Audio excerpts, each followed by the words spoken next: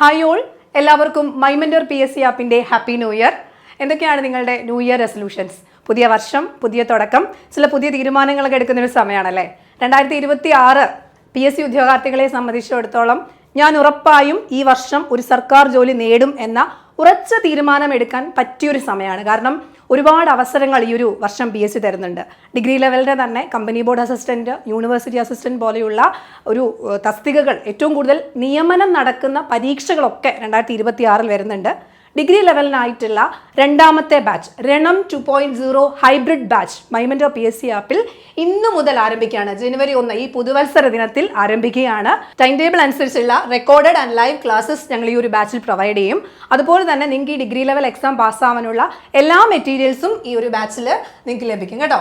ഈ ഒരു കോഴ്സിൻ്റെ വാലിഡിറ്റി എന്ന് പറയുന്നത് നിങ്ങൾ ഏത് ഡിഗ്രി ലെവൽ എക്സാം ആണോ എഴുതുന്നത് അതിൻ്റെ മെയിൻസ് എക്സാം വരെ വാലിഡിറ്റി ഉണ്ടാവും. കോഴ്സിൻ്റെ ഫീ 1499 രൂപയാണ്.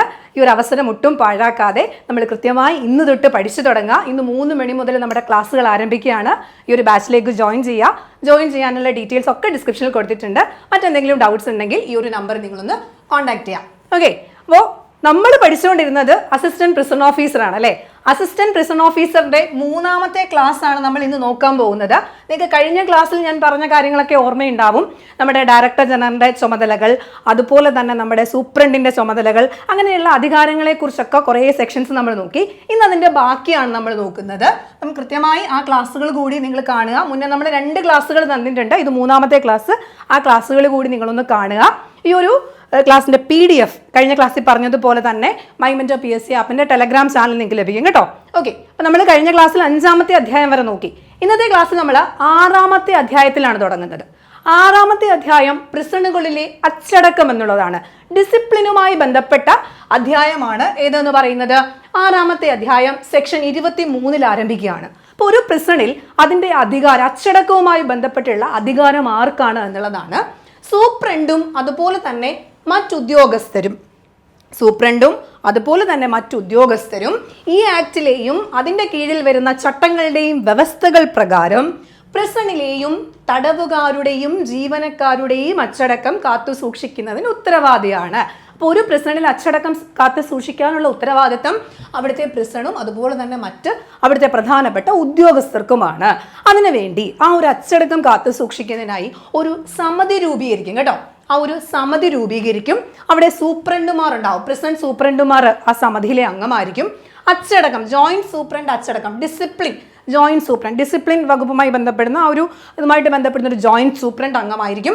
അല്ലെങ്കിൽ ഡെപ്യൂട്ടി സൂപ്രണ്ട്മാരായിരിക്കും. ഒന്നുകിൽ ഒരു ജോയിന്റ് സൂപ്രണ്ട് ഡിസിപ്ലിനുമായി ബന്ധപ്പെട്ട് അല്ലെങ്കിൽ അച്ചടക്കവുമായി ബന്ധപ്പെട്ട്, അതുമല്ലെങ്കിൽ ഡെപ്യൂട്ടി സൂപ്രണ്ടുമാർ. അതുപോലെ തന്നെ വെൽഫെയർ ഓഫീസർമാർ. നമ്മൾ വെൽഫെയർ ഓഫീസറിനെ കുറിച്ചൊക്കെ ആദ്യത്തെ ക്ലാസ്സിലും 2ാമത്തെ ക്ലാസ്സിലും ഒക്കെ വിശദമായിട്ട് നോക്കിയിട്ടുള്ള കാര്യങ്ങളാണ്. വെൽഫെയർ ഓഫീസർ, അതുപോലെ തന്നെ മെഡിക്കൽ ഓഫീസറിനെ നമ്മൾ കണ്ടു. ഇത്രയും പേരടങ്ങുന്ന ഒരു സമിതി രൂപീകരിക്കും. ആ സമിതിയാണ് ഈ ഒരു പ്രിസണിൽ കൃത്യമായ അച്ചടക്കം പാലിക്കുന്നുണ്ടോ എന്നുള്ള കാര്യങ്ങളൊക്കെ തീരുമാനിക്കേണ്ടത്. അടുത്തത്, ഈ സമിതിയുടെ ചെയർമാൻ ആരാണ് എന്നുള്ളതാണ്. ആരാണ് ഈ സമിതിയുടെ ചെയർമാൻ?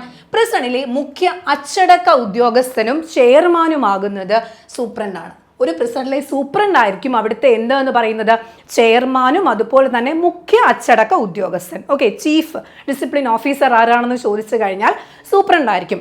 അതുകൂടാതെ ജോയിന്റ് സൂപ്രണ്ട് ഉണ്ട്. ഡിസിപ്ലിൻ വിഭാഗത്തിലെ ജോയിന്റ് സൂപ്രണ്ട് അച്ചടക്കം എന്ത് ചെയ്യും? അല്ലെങ്കിൽ ഡെപ്യൂട്ടി സൂപ്രണ്ട് അച്ചടക്ക ഉദ്യോഗസ്ഥനായിരിക്കും. മുഖ്യ അച്ചടക്ക ഉദ്യോഗസ്ഥൻ ആരായിരിക്കും?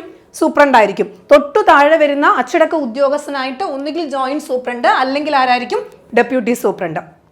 അച്ചടക്കത്തിൻ്റെ ജോയിന്റ് സൂപ്രണ്ട് അല്ലെങ്കിൽ ഡെപ്യൂട്ടി സൂപ്രണ്ട് എന്തായിരിക്കും? ഇവിടുത്തെ നമ്മുടെ അച്ചടക്ക ഉദ്യോഗസ്ഥനായിരിക്കും. അപ്പോൾ ഇത്രയും കാര്യങ്ങൾ നോക്കുക. അച്ചടക്കത്തിന് ആവശ്യമായിട്ടൊരു സമിതി രൂപീകരിക്കും. ആ സമിതിയിൽ സൂപ്രണ്ടുമാരുണ്ട്, ജോയിന്റ് സൂപ്രണ്ട് അല്ലെങ്കിൽ ഡെപ്യൂട്ടി സൂപ്രണ്ട് ഉണ്ട്, വെൽഫെയർ ഓഫീസർ, മെഡിക്കൽ ഓഫീസറൊക്കെ ഉണ്ടാവും. ഇതിൻ്റെ മുഖ്യ അച്ചടക്ക ഉദ്യോഗസ്ഥൻ അല്ലെങ്കിൽ ചെയർമാൻ എന്ന് പറയുന്നത് സൂപ്രണ്ട് ആയിരിക്കും. അതിന് തൊട്ട് താഴെ വരുന്ന അച്ചടക്ക ഉദ്യോഗസ്ഥന്മാരായിരിക്കും ഡെപ്യൂട്ടി സൂപ്രണ്ട്മാർ അല്ലെങ്കിൽ ഡെപ്യൂട്ടി സൂപ്രണ്ടൻ്റ് ആയിരിക്കും. ക്ലിയർ ആണല്ലോ? ഓക്കെ, അപ്പോൾ അത്രയും കാര്യങ്ങൾ ക്ലിയർ ആണ്. അങ്ങനെയാണെങ്കിൽ മുഖ്യ അച്ചടക്ക ഉദ്യോഗസ്ഥൻ എന്ന് പറയുന്നത് സൂപ്രണ്ട് ആയിരിക്കും. തൊട്ട് താഴെ നമുക്ക് അച്ചടക്ക ഉദ്യോഗസ്ഥന്റെ ചുമതലകളെ കുറിച്ച് നമുക്കൊന്ന് അറിയണം. അതാരാണ്? ജോയിന്റ് സൂപ്രണ്ട് അച്ചടക്കം അല്ലെങ്കിൽ ഡെപ്യൂട്ടി സൂപ്രണ്ട്. അതിൽ ഒന്നാമത്തെ കാര്യം എന്ന് പറയുന്നത് പ്രിസണിലെ അച്ചടക്കവും സുരക്ഷിതത്വവും കാത്തു സൂക്ഷിക്കുന്നതിന് മുഖ്യ അച്ചടക്ക ഉദ്യോഗസ്ഥനെ എന്ത് ചെയ്യുക, സഹായിക്കുക. സ്വാഭാവികമല്ലേ, ചീഫായിട്ടുള്ള ആളുകളെ സഹായിക്കുക എന്ന് പറയുന്നത് തൊട്ടു താഴെയുള്ള ഉദ്യോഗസ്ഥന്റെ ചുമതലയാണ്. അപ്പൊ അച്ചടക്ക ഉദ്യോഗസ്ഥന്റെ പ്രധാന ചുമതല ചീഫ് ഡിസിപ്ലിൻ ഓഫീസറിനെ എന്ത് ചെയ്യുക, ഹെൽപ്പ് ചെയ്യുക അല്ലെങ്കിൽ സഹായിക്കുക എന്നുള്ളതാണ്. ക്ലിയർ ആണല്ലോ. അടുത്തത് ദ്വാരപാലകന്മാരുടെ ജോലിയുടെ മേൽനോട്ടം വഹിക്കുക. ഈ നിയമത്തിൽ അങ്ങനെ എഴുതിയത് കൊണ്ട് കേട്ടോ ഞാൻ അതേപോലെ സെന്റൻസ് എഴുതിയിരിക്കുന്നത്. ദ്വാരപാലകർ എന്ന് പറയുമ്പോൾ ഗേറ്റ് കീപ്പിംഗ് ആൾക്കാർ, ഗേറ്റ് കീപ്പേഴ്സ് ഒക്കെ ആയിട്ടുള്ള കാവൽക്കാരായിട്ട് നിൽക്കുന്ന പ്രധാനപ്പെട്ട ആളുകൾ ഉണ്ടാവും. അപ്പൊ അവരുടെ കാര്യമാണ്, അവരുടെ കൃത്യമായി ജോലി ചെയ്യുന്നുണ്ടോ നോക്കുക അല്ലേ. അച്ചടക്കം കൃത്യമായി അവരും ജോലി ചെയ്താലല്ലേ ഒരു ഫുള്ളായിട്ട് എന്ത് ചെയ്യാൻ പറ്റൂ, നിയന്ത്രിക്കാൻ പറ്റൂ. ഓക്കെ. മറ്റൊന്ന് തടവുകാരുടെയും അല്ലെങ്കിൽ ജോലിയുടെയോ തൊഴിലിൻ്റെയോ മേൽനോട്ടം വഹിക്കുക. തടവുകാർ പല തൊഴിലിൽ ഏർപ്പെടുന്നുണ്ട്, പല ജോലികൾ. അപ്പം ഇവരുടെ കാര്യം കൂടി എന്ത് ചെയ്യുക, ഈ അച്ചടക്ക ഉദ്യോഗസ്ഥൻ നോക്കണം. അവർ ഈ പറയുന്ന ജോലി ചെയ്യാതെ വേറെ ജോലി ചെയ്താൽ അവിടെ പ്രശ്നമാവില്ലേ, അടിയിടി ഉണ്ടാവാതിരിക്കാനുള്ള കാര്യങ്ങളൊക്കെ നോക്കണം. അതുപോലെ തന്നെ പ്രിസണിൽ നിരോധിക്കപ്പെട്ടതോ അനധികൃതമായതോ ആയ ഏതെങ്കിലും വസ്തുവിൻ്റെ കള്ളക്കടത്ത് തടയുക. അപ്പം പ്രിസണിൽ എന്തെങ്കിലും അനധികൃതമായ വസ്തുക്കൾ കൊണ്ടുവരുന്നുണ്ടോ, അവിടെ എന്തെങ്കിലും അങ്ങനെയുള്ള ബിസിനസ് നടക്കുന്നുണ്ടോ, അങ്ങനെയുള്ള കാര്യങ്ങൾ നടക്കുന്നുണ്ടോ, ഇതൊക്കെ ആര് നോക്കണം, അച്ചടക്ക ഉദ്യോഗസ്ഥന്റെ ചുമതലകളിൽ ഉൾപ്പെടുന്നതാണ്. ഓക്കെ ആണല്ലോ. അതുപോലെ തന്നെ നിരോധിത വസ്തുക്കളുടെ കള്ളക്കടത്തോ കൈവശം വെക്കലോ നടത്തുന്ന കുറ്റക്കാർക്കെതിരെ നടപടിയെടുക്കുക. അതുണ്ടോ നോക്കിയാൽ പോരാ, നടപടിയെടുക്കണം. മറ്റൊന്ന് ഔദ്യോഗികവും അനൗദ്യോഗികവുമായ സന്ദർശകരെ സ്വീകരിക്കുക. അപ്പം ഔദ്യോഗികമായ സന്ദർശകർ വരാം, അല്ലെങ്കിൽ അതുകൂടാതെ മറ്റ് സന്ദർശകർ വരാം, ഇവരെയൊക്കെ സ്വീകരിക്കുക.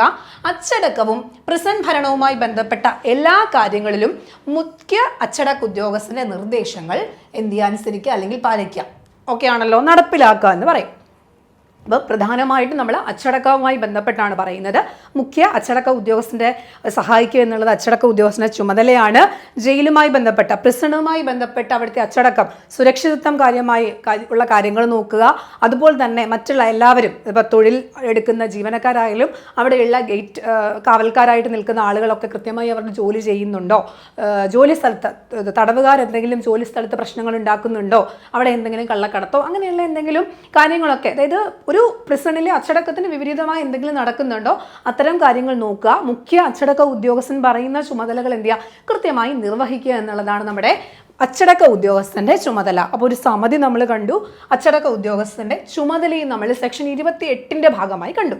ക്ലിയർ ആണല്ലോ. അപ്പോൾ അത്രയും നമുക്ക് ഒരു സെക്ഷനുമായി ബന്ധപ്പെട്ട് പ്രധാനപ്പെട്ട സെക്ഷനുകൾ, നമ്മൾ അധ്യായങ്ങളുമായി ബന്ധപ്പെട്ട് പ്രധാന സെക്ഷൻസ് നമ്മൾ നോക്കിപ്പോയാൽ മതി. കഴിഞ്ഞ ക്ലാസ് പോലെ അത്ര ലെങ്തി അല്ല, ഇപ്പം കുറച്ചും കൂടി നമുക്ക് പ്രധാന കാര്യങ്ങൾ മാത്രമാണ്. നമ്മൾ കഴിഞ്ഞ ക്ലാസ്സിലും അത് തന്നെയാണ്, പക്ഷെ അത്രത്തോളം ഒരു ലെങ്തി ആണെന്നുള്ള ഫീൽ ഇല്ലാത്ത രീതിയിൽ നമുക്ക് ഈ ഒരു ക്ലാസ്സുകൾ പെട്ടെന്ന് തീർക്കാൻ പറ്റും. ഓക്കെ. ഇനി അടുത്തത് അധ്യായം 7 അധ്യായം 7 തടവുകാരുടെ പ്രവേശനവും നീക്കം ചെയ്യലും. അപ്പം തടവുകാർ ഒരു പ്രിസണിലേക്ക് പ്രവേശിക്കുക, അതുപോലെ അവരെ നീക്കം ചെയ്യുക എന്നുള്ള കാര്യങ്ങൾ ഉൾക്കൊള്ളുന്ന ഏത് അധ്യായമാണ് എന്ന് ചോദിച്ചാൽ അത് 7ാമത്തെ അധ്യായമാണ്. ക്ലിയർ ആണല്ലോ. 7ാമത്തെ അധ്യായത്തിലാണ് തടവുകാരുടെ പ്രവേശനവും നീക്കം ചെയ്യലും. ഓക്കെ ആണല്ലോ. അപ്പോൾ അത് സെറ്റാണ്. അപ്പോൾ അത് നോക്കുക. അതുമായി ബന്ധപ്പെട്ട സെക്ഷൻ 30 ആദ്യം നോക്കുന്നത്. തടവുകാരുടെ പ്രവേശനം. വെറുതെ ഞാൻ ചെന്ന് കഴിഞ്ഞാൽ എന്നെ തടവുകാരായിട്ട് സ്വീകരിക്കുമോ? ഇല്ല. അങ്ങനെ ആരെങ്കിലും ഒരാൾ കൊണ്ടുവന്നിട്ട് കുറച്ച് നാളത്തേക്ക് ഈ പ്രിസണിൽ വെച്ചേക്കണം എന്ന് പറഞ്ഞാൽ സ്വീകരിക്കുമോ? ഇല്ല. അതിന് കൃത്യമായ മാനദണ്ഡമുണ്ട്. അപ്പം അതെന്താണെന്ന് ചോദിച്ചാൽ തത്സമയം പ്രിസണിൻ്റെ ചാർജുള്ള ഒരു ഉദ്യോഗസ്ഥൻ ആരാണോ അയാളുടെ മുമ്പാകെ ക്ഷമതയുള്ള ഒരു അധികാര സ്ഥാപനം, ഏതെങ്കിലും ഒരു അധികാര സ്ഥാപനം, ഇത് കൃത്യമായി ഏത് കോടതികളുണ്ടാവും, അവിടെ നിന്ന് തടങ്കൽ നിർദ്ദേശം യഥാവിധി മുദ്ര വെച്ചതായ ഒരു വാറന്റോ റിട്ടോ ഉത്തരവോ, എന്തൊക്കെയാണ്, ഒന്നുകിൽ ഒരു വാറന്റോ റിട്ടോ ഉത്തരവോ യഥാവിധി മുദ്ര വെച്ചതായിരിക്കണം. ഹാജരാക്കാത്ത പക്ഷം യാതൊരു ആളെയും ഒരു പ്രിസണിലും തടങ്കലിനായി പ്രവേശിക്കാൻ പാടുള്ളതല്ല. അപ്പം എങ്ങനെയാണ് ഒരു പ്രിസണിൽ ഒരാളെ തടവിന് പ്രവേശിപ്പിക്കണമെങ്കിൽ കൃത്യമായി ഒരു അധികാര സ്ഥാപനം നൽകുന്ന റിട്ടോ വാറന്റോ അതുപോലെ തന്നെ ഒരു ഉത്തരവോ ഹാജരാക്കണം. മുദ്ര വെച്ച കവറിൽ ഹാജരാക്കിയാൽ മാത്രമേ ആർക്ക് പ്രിസണിൻ്റെ ആ സമയം ചാർജുള്ള ഉദ്യോഗസ്ഥൻ എന്ത് ചെയ്യണം, ആ സമയത്ത് അത് സ്വീകരിച്ചാൽ മാത്രമേ ഒരു വ്യക്തിയെ തടങ്കലിനായിട്ട് പ്രിസണിലേക്ക് പ്രവേശിപ്പിക്കാൻ പാടുള്ളൂ, അല്ലെങ്കിൽ പ്രവേശിപ്പിക്കത്തില്ല. അത് ഏത് സെക്ഷനാണ്? സെക്ഷൻ 30 സെക്ഷൻ 30 ക്ലിയർ ആണല്ലോ. അപ്പം തടവുകാരുടെ പ്രവേശനവുമായി ബന്ധപ്പെടുന്ന സെക്ഷൻ 30 ക്ലിയർ ആണല്ലോ. ഓക്കെ. ഇനി നമുക്ക് അധ്യായം 8 നോക്കാം. നമ്മൾ പ്രധാനപ്പെട്ട അധ്യായങ്ങൾ, പ്രധാനപ്പെട്ട സെക്ഷൻസ് ആണ് പഠിക്കുന്നത്. അധ്യായം 8 തടവുകാരുടെ ഭക്ഷണത്തെക്കുറിച്ചും വസ്ത്രത്തെക്കുറിച്ചും കിടക്കവിരിയെക്കുറിച്ചും പറയുന്നു. ഇതിനെക്കുറിച്ചാണ് പറയുന്നത്? തടവുകാരുടെ വസ്ത്രത്തെക്കുറിച്ച്, കിടക്കവിരി, അതുപോലെ തന്നെ ഭക്ഷണത്തെക്കുറിച്ച് പറയുന്നു. അപ്പം അതിൽ ആദ്യം നോക്കുന്നത് സെക്ഷൻ 33 സെക്ഷൻ 33 സിവിൽ തടവുകാരുടെ സംരക്ഷണം. എന്താണ്? സിവിൽ തടവുകാർ ചെല്ലുന്നുണ്ട്. നമ്മൾ പല തരത്തിലുള്ള തടവുകാരെ കുറിച്ചൊക്കെ ആദ്യത്തെ ക്ലാസ് നമ്മൾ പറഞ്ഞിട്ടുണ്ട്, രണ്ടാമത്തെ ക്ലാസ്സിൽ, അതായത് 2010 നിയമം പഠിച്ച ക്ലാസ് നമ്മൾ പറഞ്ഞിട്ടുണ്ട്. അതിൽ സിവിൽ തടവുകാരുടെ സംരക്ഷണം സെക്ഷൻ 33 അപ്പം അതിൽ സിവിൽ തടവുകാരന് അയാൾക്ക് ആവശ്യമുള്ള വസ്ത്രം അതുപോലെ തന്നെ മറ്റാവശ്യങ്ങൾ സ്വയം പരിപാലിക്കുന്നതിനും സ്വകാര്യ സ്രോതസ്സുകളിൽ നിന്നും വാങ്ങുന്നതും എന്തുണ്ടാവും? അനുവാദമുണ്ടാകും. ഒരു സിവിൽ തടവുകാരനാണെങ്കിൽ അദ്ദേഹത്തിന് ആവശ്യമായിട്ടുള്ള വസ്ത്രം അതുപോലെ മറ്റെന്തെങ്കിലും ആവശ്യ കാര്യങ്ങളൊക്കെ ഒരു സ്വകാര്യ സ്ഥലത്ത് നിന്ന് വാങ്ങുന്നതിനോ സ്വകാര്യ സ്രോതസ്സിൽ നിന്ന് നേടുന്നതിനോ ഒക്കെ എന്തുണ്ടാവും? അധികാരമുണ്ടാകും. ഒരു സിവിൽ തടവുകാരനെ തടങ്കലിൽ വെക്കുന്നതിനായി പ്രിസൺ വകുപ്പിന് വിധിയുടമ നൽകേണ്ടതായ ഉപജീവന ബത്ത ആനുകാലികമായും അനുയോജ്യമായും വർദ്ധിപ്പിക്കേണ്ടതാണ് എന്നും ഈ ഒരു സംരക്ഷണവുമായി ബന്ധപ്പെട്ട് പറയുന്നുണ്ട്. അപ്പോൾ ഒരു സിവിൽ തടവുകാരനെ സംബന്ധിക്കുന്ന സംരക്ഷണം സെക്ഷൻ എത്രയാണ്? സെക്ഷൻ 33 അപ്പോൾ അതിൽ പറയുന്നു കൃത്യമായിട്ട് എന്താണ്? ഒരു സിവിൽ തടവുകാരനെ സംബന്ധിച്ചിടത്തോളം അയാൾക്ക് ആവശ്യമുള്ള വസ്ത്രം മറ്റു ആവശ്യങ്ങളായിട്ടുള്ള ഇത് സ്വകാര്യ സ്രോതസ്സിൽ നിന്ന് നേടാൻ പറ്റും. കൂടാതെ മറ്റൊരു കാര്യം കൂടി പറയുന്നുണ്ട്. ഈ ഒരു സമയത്ത് ഈ വിധിയുടമ സിവിൽ തടവുകാരനെ തടങ്കലിലേക്ക് വിടുന്ന സമയത്ത് വിധിയുടമ അയാൾക്ക് ആവശ്യമായിട്ടുള്ള ഉപജീവന ബത്ത എന്താണ്? ആനുകാലികമായിട്ട് വർദ്ധിപ്പിക്കണം. അതായത് സമയബന്ധിതമായിട്ട് ചില വർധനവൽ ഉണ്ടാവണമെന്നും പറയുന്നു. അപ്പം അത് അവരുടെ സംരക്ഷണത്തിന് വേണ്ടിയിട്ടാണ്. അപ്പം സിവിൽ തടവുകാരുടെ സംരക്ഷണം എത്രയാണ്? സെക്ഷൻ 33. ഇനി സെക്ഷൻ 34 വിചാരണ തടവുകാരുണ്ട് അല്ലേ? വിചാരണ സമയത്ത് തടവുകാരായിട്ട് നിൽക്കുന്നവരുണ്ട്. അതുപോലെ തന്നെ ഡെറ്റുനികളുടെയും സംരക്ഷണം. വിചാരണ തടവുകാരെയും ഡെറ്റുനികളുടെയും സംരക്ഷണം സംബന്ധിക്കുന്ന സെക്ഷനാണ് സെക്ഷൻ എത്രയാണ്? 34 സെക്ഷൻ. അപ്പം എന്താണ് അവിടെ പറയുന്നത്? അവർക്ക് ആവശ്യമുള്ള വസ്ത്രം അതുപോലെ തന്നെ മറ്റാവശ്യതകൾ ചട്ടങ്ങൾക്ക് വിധേയമായി, ഇപ്പം എന്ത് കാര്യം പറഞ്ഞാലും ഓർക്കുക, അവിടുത്തെ ചട്ടങ്ങൾ അനുസരിച്ച് മാത്രമേ കാര്യങ്ങൾ നടക്കത്തുള്ളൂ. അവർ തന്നെ എന്ത് ചെയ്യണം? കൊണ്ടുവരുന്നതിനോ സ്വകാര്യ സ്രോതസ്സിൽ നിന്ന് നേടുന്നതിനോ അനുവദിക്കേണ്ടതാണ്. അപ്പം ഈ പറയുന്ന വിചാരണ തടവുകാരും അതുപോലെ തന്നെ ഡെറ്റുനികൾക്കും വിചാരണ തടങ്കലിൽ നിൽക്കുന്ന സമയത്ത് അവർക്ക് ആവശ്യമുള്ള വസ്ത്രവും സ്വന്തമായി കൊണ്ടുവരിക അല്ലെങ്കിൽ എന്താണ് സ്വകാര്യ സ്രോതസ്സുകളിൽ നിന്ന് നേടാനുള്ള അനുവാദം ഉണ്ടായിരിക്കും എന്ന് പറയുന്ന സെക്ഷൻ എത്രയാണ്? 34. 33 എന്തായിരുന്നു? സിവിലായിരുന്നു. മറ്റ് 34ലേക്ക് വരുമ്പോൾ വിചാരണ തടവുകാരെയും ഡെറ്റുനികളുടെയും സംരക്ഷണമാണ്. അതുപോലെ തന്നെ ഇനി നമുക്ക് നോക്കാനുള്ളത് 35 സെക്ഷൻ ക്രിമിനൽ തടവുകാരെ സംബന്ധിക്കുന്ന കാര്യമാണ്. അപ്പോൾ ക്രിമിനൽ തടവുകാരെ സംബന്ധിച്ചുള്ള അവരുടെ സംരക്ഷണം എന്ന് പറയുന്നത് ഇവരുടെ ഭക്ഷണവും വസ്ത്രവും കിടക്കവിരിയും മറ്റ് ആവശ്യകതകളും നിർണ്ണയിക്കപ്പെടാവുന്ന പ്രകാരം ആർക്ക് നൽകണം? സൂപ്രണ്ട് നൽകേണ്ടതാണ്. അപ്പോൾ ക്രിമിനൽ തടവുകാരെ സംബന്ധിച്ചിടത്തോളം അവർക്ക് ആവശ്യമുള്ള വസ്ത്രം കിടക്കവിരി ഇതൊക്കെ നൽകാനുള്ള ഉത്തരവാദിത്വം ആർക്കുണ്ട്? സൂപ്രണ്ടാണത് നൽകേണ്ടത്. ക്ലിയർ ആണല്ലോ? അതുപോലെ തന്നെ ഇവർക്ക് ഏതെങ്കിലും ഭക്ഷണം കിടക്കവിരി മറ്റ് ആവശ്യതകൾ എന്നിവയ്ക്കായി അവരിൽ നിന്ന് ഈ പറയുന്ന ക്രിമിനൽ തടവുകാരായി എത്തുന്നവരിൽ നിന്ന് യാതൊരു രീതിയിലുള്ള പണവും ആവശ്യപ്പെടാൻ പാടുള്ളതുമല്ല. ഓക്കെ, അപ്പം നമ്മൾ ആദ്യം പഠിച്ച 2ൽ നിന്ന് വ്യത്യസ്തമായിട്ട് 35 സെക്ഷനിലേക്ക് വരുമ്പോഴേക്കും എന്താ സംഭവിക്കുന്നത്? ഇവിടെ ക്രിമിനൽ തടവുകാരെ സംബന്ധിച്ച് അവർക്ക് ആവശ്യമുള്ള ഭക്ഷണവും അത് വസ്ത്രവും മറ്റ് അത്യാവശ്യ കാര്യം കിടക്കവിരിയൊക്കെ ജയിൽ സൂപ്രണ്ട് അല്ലെങ്കിൽ പ്രിസൺ സൂപ്രണ്ട് നൽകണമെന്നുള്ളത് അദ്ദേഹത്തിൻ്റെ ഉത്തരവാദിത്തമാണ്. അതുപോലെ തന്നെ അതിനൊന്നും എന്ത് ചെയ്യാൻ പാടില്ല? ഈ പറയുന്ന ആളുകളിൽ നിന്ന് പണം ഈടാക്കാൻ പാടില്ല. ക്ലിയർ ആണല്ലോ? അപ്പോൾ അത് ഏത് സെക്ഷനാണ്? സെക്ഷൻ 35. ഇത് നമുക്ക് എന്താ? ഭക്ഷണം കിടക്കവിരി അതുപോലെ തന്നെ മറ്റാവശ്യങ്ങളുമായി ബന്ധപ്പെടുന്ന ഒരു സെക്ഷനാണ്, അധ്യായം 8 എന്ന് പറയുന്നത്. ഓക്കെ ആണല്ലോ? ഓക്കെ, അങ്ങനെയാണെങ്കിൽ നമുക്ക് അധ്യായം 9ലേക്ക് പോവാം. തടവുകാരുടെ അവകാശങ്ങളും കർത്തവ്യങ്ങളും അല്ലേ? ഒരു പ്രിസണിൽ തടവ് ഇരിക്കുന്ന ആൾക്കാർക്കും അവരുടേതായ ചില കാര്യങ്ങളുണ്ട്. അവർക്ക് അവരുടേതായ കുറച്ച് അവകാശങ്ങളുണ്ട്, അവരുടെ കുറച്ച് കർത്തവ്യങ്ങളുണ്ട്. അപ്പോൾ അതെന്തൊക്കെയാണ് എന്നുള്ളത് സെക്ഷൻ 36 പ്രധാനമായും പറയുന്നത്. ഏത് സെക്ഷനാണ്? സെക്ഷൻ 36 തടവുകാരുടെ എന്താണ്? അവകാശങ്ങളെ കുറിച്ച് പറയുന്നു. അപ്പോൾ എന്തൊക്കെയാണ് എന്ന് ചോദിച്ചു കഴിഞ്ഞാൽ എല്ലാ തടവുകാർക്കും ഈ പറയുന്ന തത്സമയം പ്രാബല്യത്തിലുള്ള ഏതെങ്കിലും നിയമത്തിലെ വ്യവസ്ഥകൾ അതുപോലെ തന്നെ നിർണ്ണയിക്കപ്പെടാവുന്ന ഉപാധികൾക്കും വിധേയമായി എല്ലാ തടവുകാർക്കും മനുഷ്യന് ചേരുന്ന അന്തസ്സോടുകൂടി ജീവിക്കുക അല്ലേ? ജീവിക്കുന്നതിനുള്ള ഒരു അവകാശമുണ്ട് അല്ലേ? അവർക്ക് അതിനുള്ള അവകാശമില്ലേ? ജയിലിലാണ് അല്ലെങ്കിൽ പ്രിസണിലാണ് എന്ന് പറഞ്ഞിട്ട് അവർക്ക് ഏറ്റവും മോശം രീതിയിലല്ല, അവർക്കൊരു മനുഷ്യന് വേണ്ട ഒരു ബേസിക് കാര്യങ്ങളൊക്കെ എന്ത് ചെയ്യണം? അവർക്കും ലഭ്യമായിരിക്കണം. അങ്ങനെ ജീവിക്കാനുള്ള അവകാശം അവിടെ അവർക്കുണ്ട്. അതുപോലെ മതിയായ ആഹാരക്രമവും ആരോഗ്യ വൈദ്യസഹായം, ആഹാരം കൃത്യമായി നോക്കിയെടുക്കണം, അതുപോലെ തന്നെ വൈദ്യസഹായം, ശുചിത്വമായ ജീവിത സാഹചര്യങ്ങൾ, ശരിയായ വസ്ത്രം, ഇതിനുള്ള അവകാശമുണ്ട്. അടുത്തത് പറയുന്നത് ഇത്രയും കാര്യങ്ങൾക്കുള്ളതാണ്. ABCD എന്ന് പറയുന്ന ലിസ്റ്റായിട്ടാണ് പോകുന്നത്.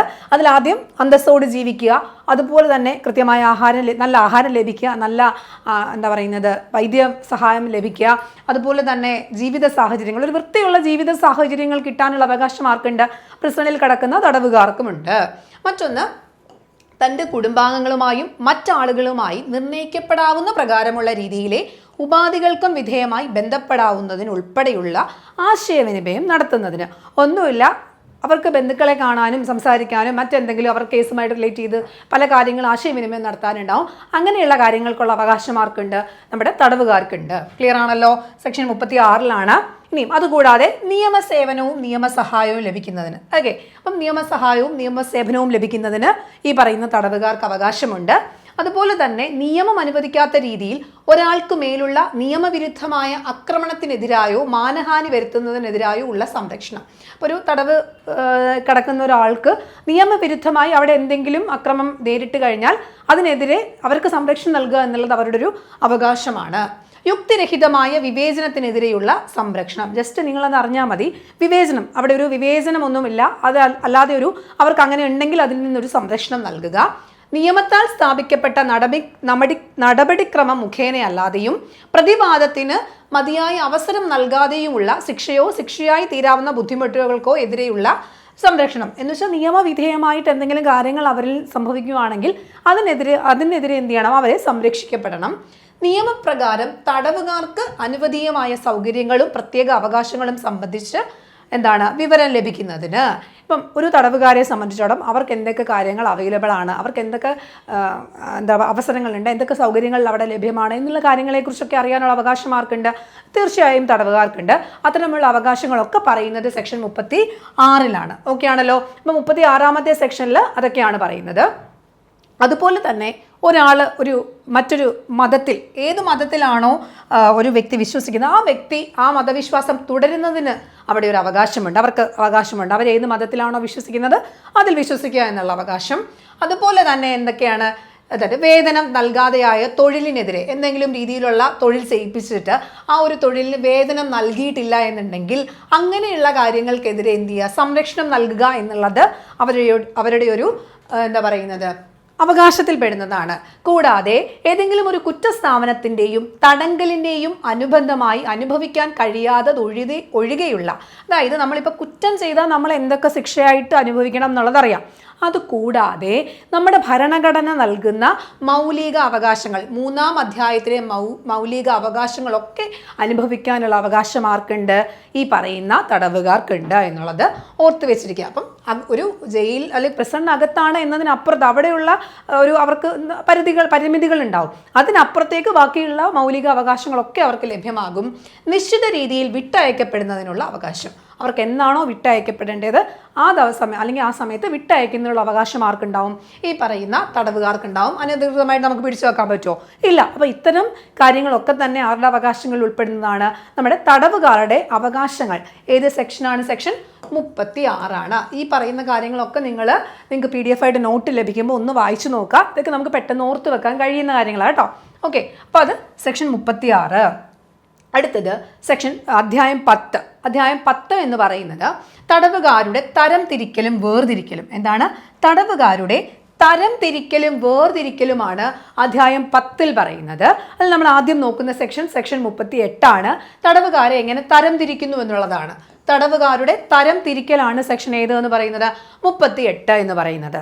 എല്ലാ പ്രിസണിലെയും താഴെ തരം തിരിച്ചിട്ടുള്ള പ്രകാരമുള്ള തടവുകാരെ superintendent, joint superintendent, welfare officer, medical officer ഉൾപ്പെടുന്ന ഒരു സമിതിയാണ് തീരുമാനിക്കേണ്ടത് അല്ലെങ്കിൽ തരം തിരിക്കേണ്ടത്. അപ്പോൾ ഒരു തടവുകാരൻ അവിടെ എത്തിക്കഴിഞ്ഞു കഴിഞ്ഞാൽ അവരെ കൃത്യമായി തരം തിരിച്ചു മാറ്റുക എന്നുള്ളത് ജയിലിലെ superintendent, joint superintendent, medical officer, welfare ഓഫീസറിൻ്റെ ഒക്കെ ഉത്തരവാദിത്തമാണ്. ക്ലിയർ ആണല്ലോ? അപ്പോൾ ആ സമിതിയാണ് ആ തരംതിരിവ്, അങ്ങനെ തരം തിരിച്ചു പോകേണ്ടത്.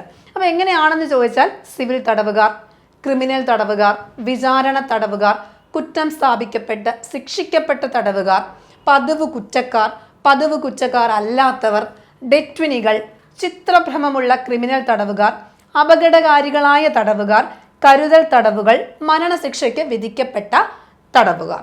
അങ്ങനെ ഇത്രയും ലിസ്റ്റുകളായിട്ട് എന്ത് ചെയ്യണം, തിരിക്കണം. അപ്പോൾ ഒന്നും കൂടി ഞാൻ വായിക്കുന്നില്ല, നിങ്ങൾക്ക് നോക്കിയാൽ മതി. അപ്പം നമ്മൾ ഇതൊക്കെ കേൾക്കുന്ന വാക്കുകളാണ്. അപ്പോൾ അത്തരത്തിൽ തടവുകാരെ തരം തിരിക്കാനുള്ള ഉത്തരവാദിത്തം ഒരു സമിതിക്കാണ്. Superintendent, joint superintendent, medical officer, welfare officer, അങ്ങനെ ഇവരടങ്ങുന്ന ഒരു സമിതിയാണ് ഇത്തരം എന്ത് ചെയ്യുന്നത്, തടവുകാരുടെ തരം തിരിക്കൽ നടത്തുന്നത്. അതേത് സെക്ഷനാണ്? സെക്ഷൻ 38 സെക്ഷൻ 38 സെക്ഷനാണ്. ക്ലിയർ ആണല്ലോ? ഓക്കെ. അപ്പോൾ അതുമായി ബന്ധപ്പെടുന്ന ഒരു സെക്ഷൻ കൂടി നമ്മൾ പഠിക്കും. 39 സെക്ഷൻ പഠിക്കും. ഇവരെ വേർതിരിക്കുന്നത് എങ്ങനെയാണ് എന്നുള്ളതാണ്.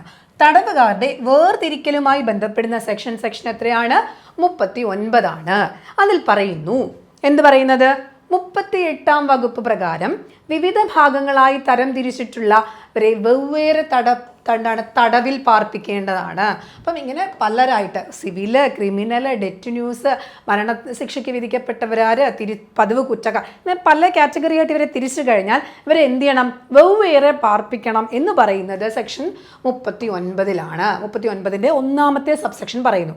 അതിൽ A മുതൽ K വരെയുള്ള ഖണ്ഡങ്ങളിൽ പരാമർശിച്ചിട്ടുള്ള തടവുകാരെ പുരുഷ തടവുകാരെന്നും വനിതാ തടവുകാരെന്നും തരം തിരിക്കേണ്ടതാണ്. അപ്പം എന്തൊക്കെയാണ് ഈ A മുതൽ K വരെ പറഞ്ഞിട്ടുള്ളത്? അതായത് ഈ മുഴുവൻ ആളുകളെയും നമുക്ക് രണ്ടായിട്ട് തിരിക്കാം. പുരുഷ തടവുകാർ, അതുപോലെ തന്നെ എന്താണ്, വനിതാ തടവുകാരെന്ന് തരം തിരിച്ചുകൊണ്ട് വേണം പോകാനായിട്ട്.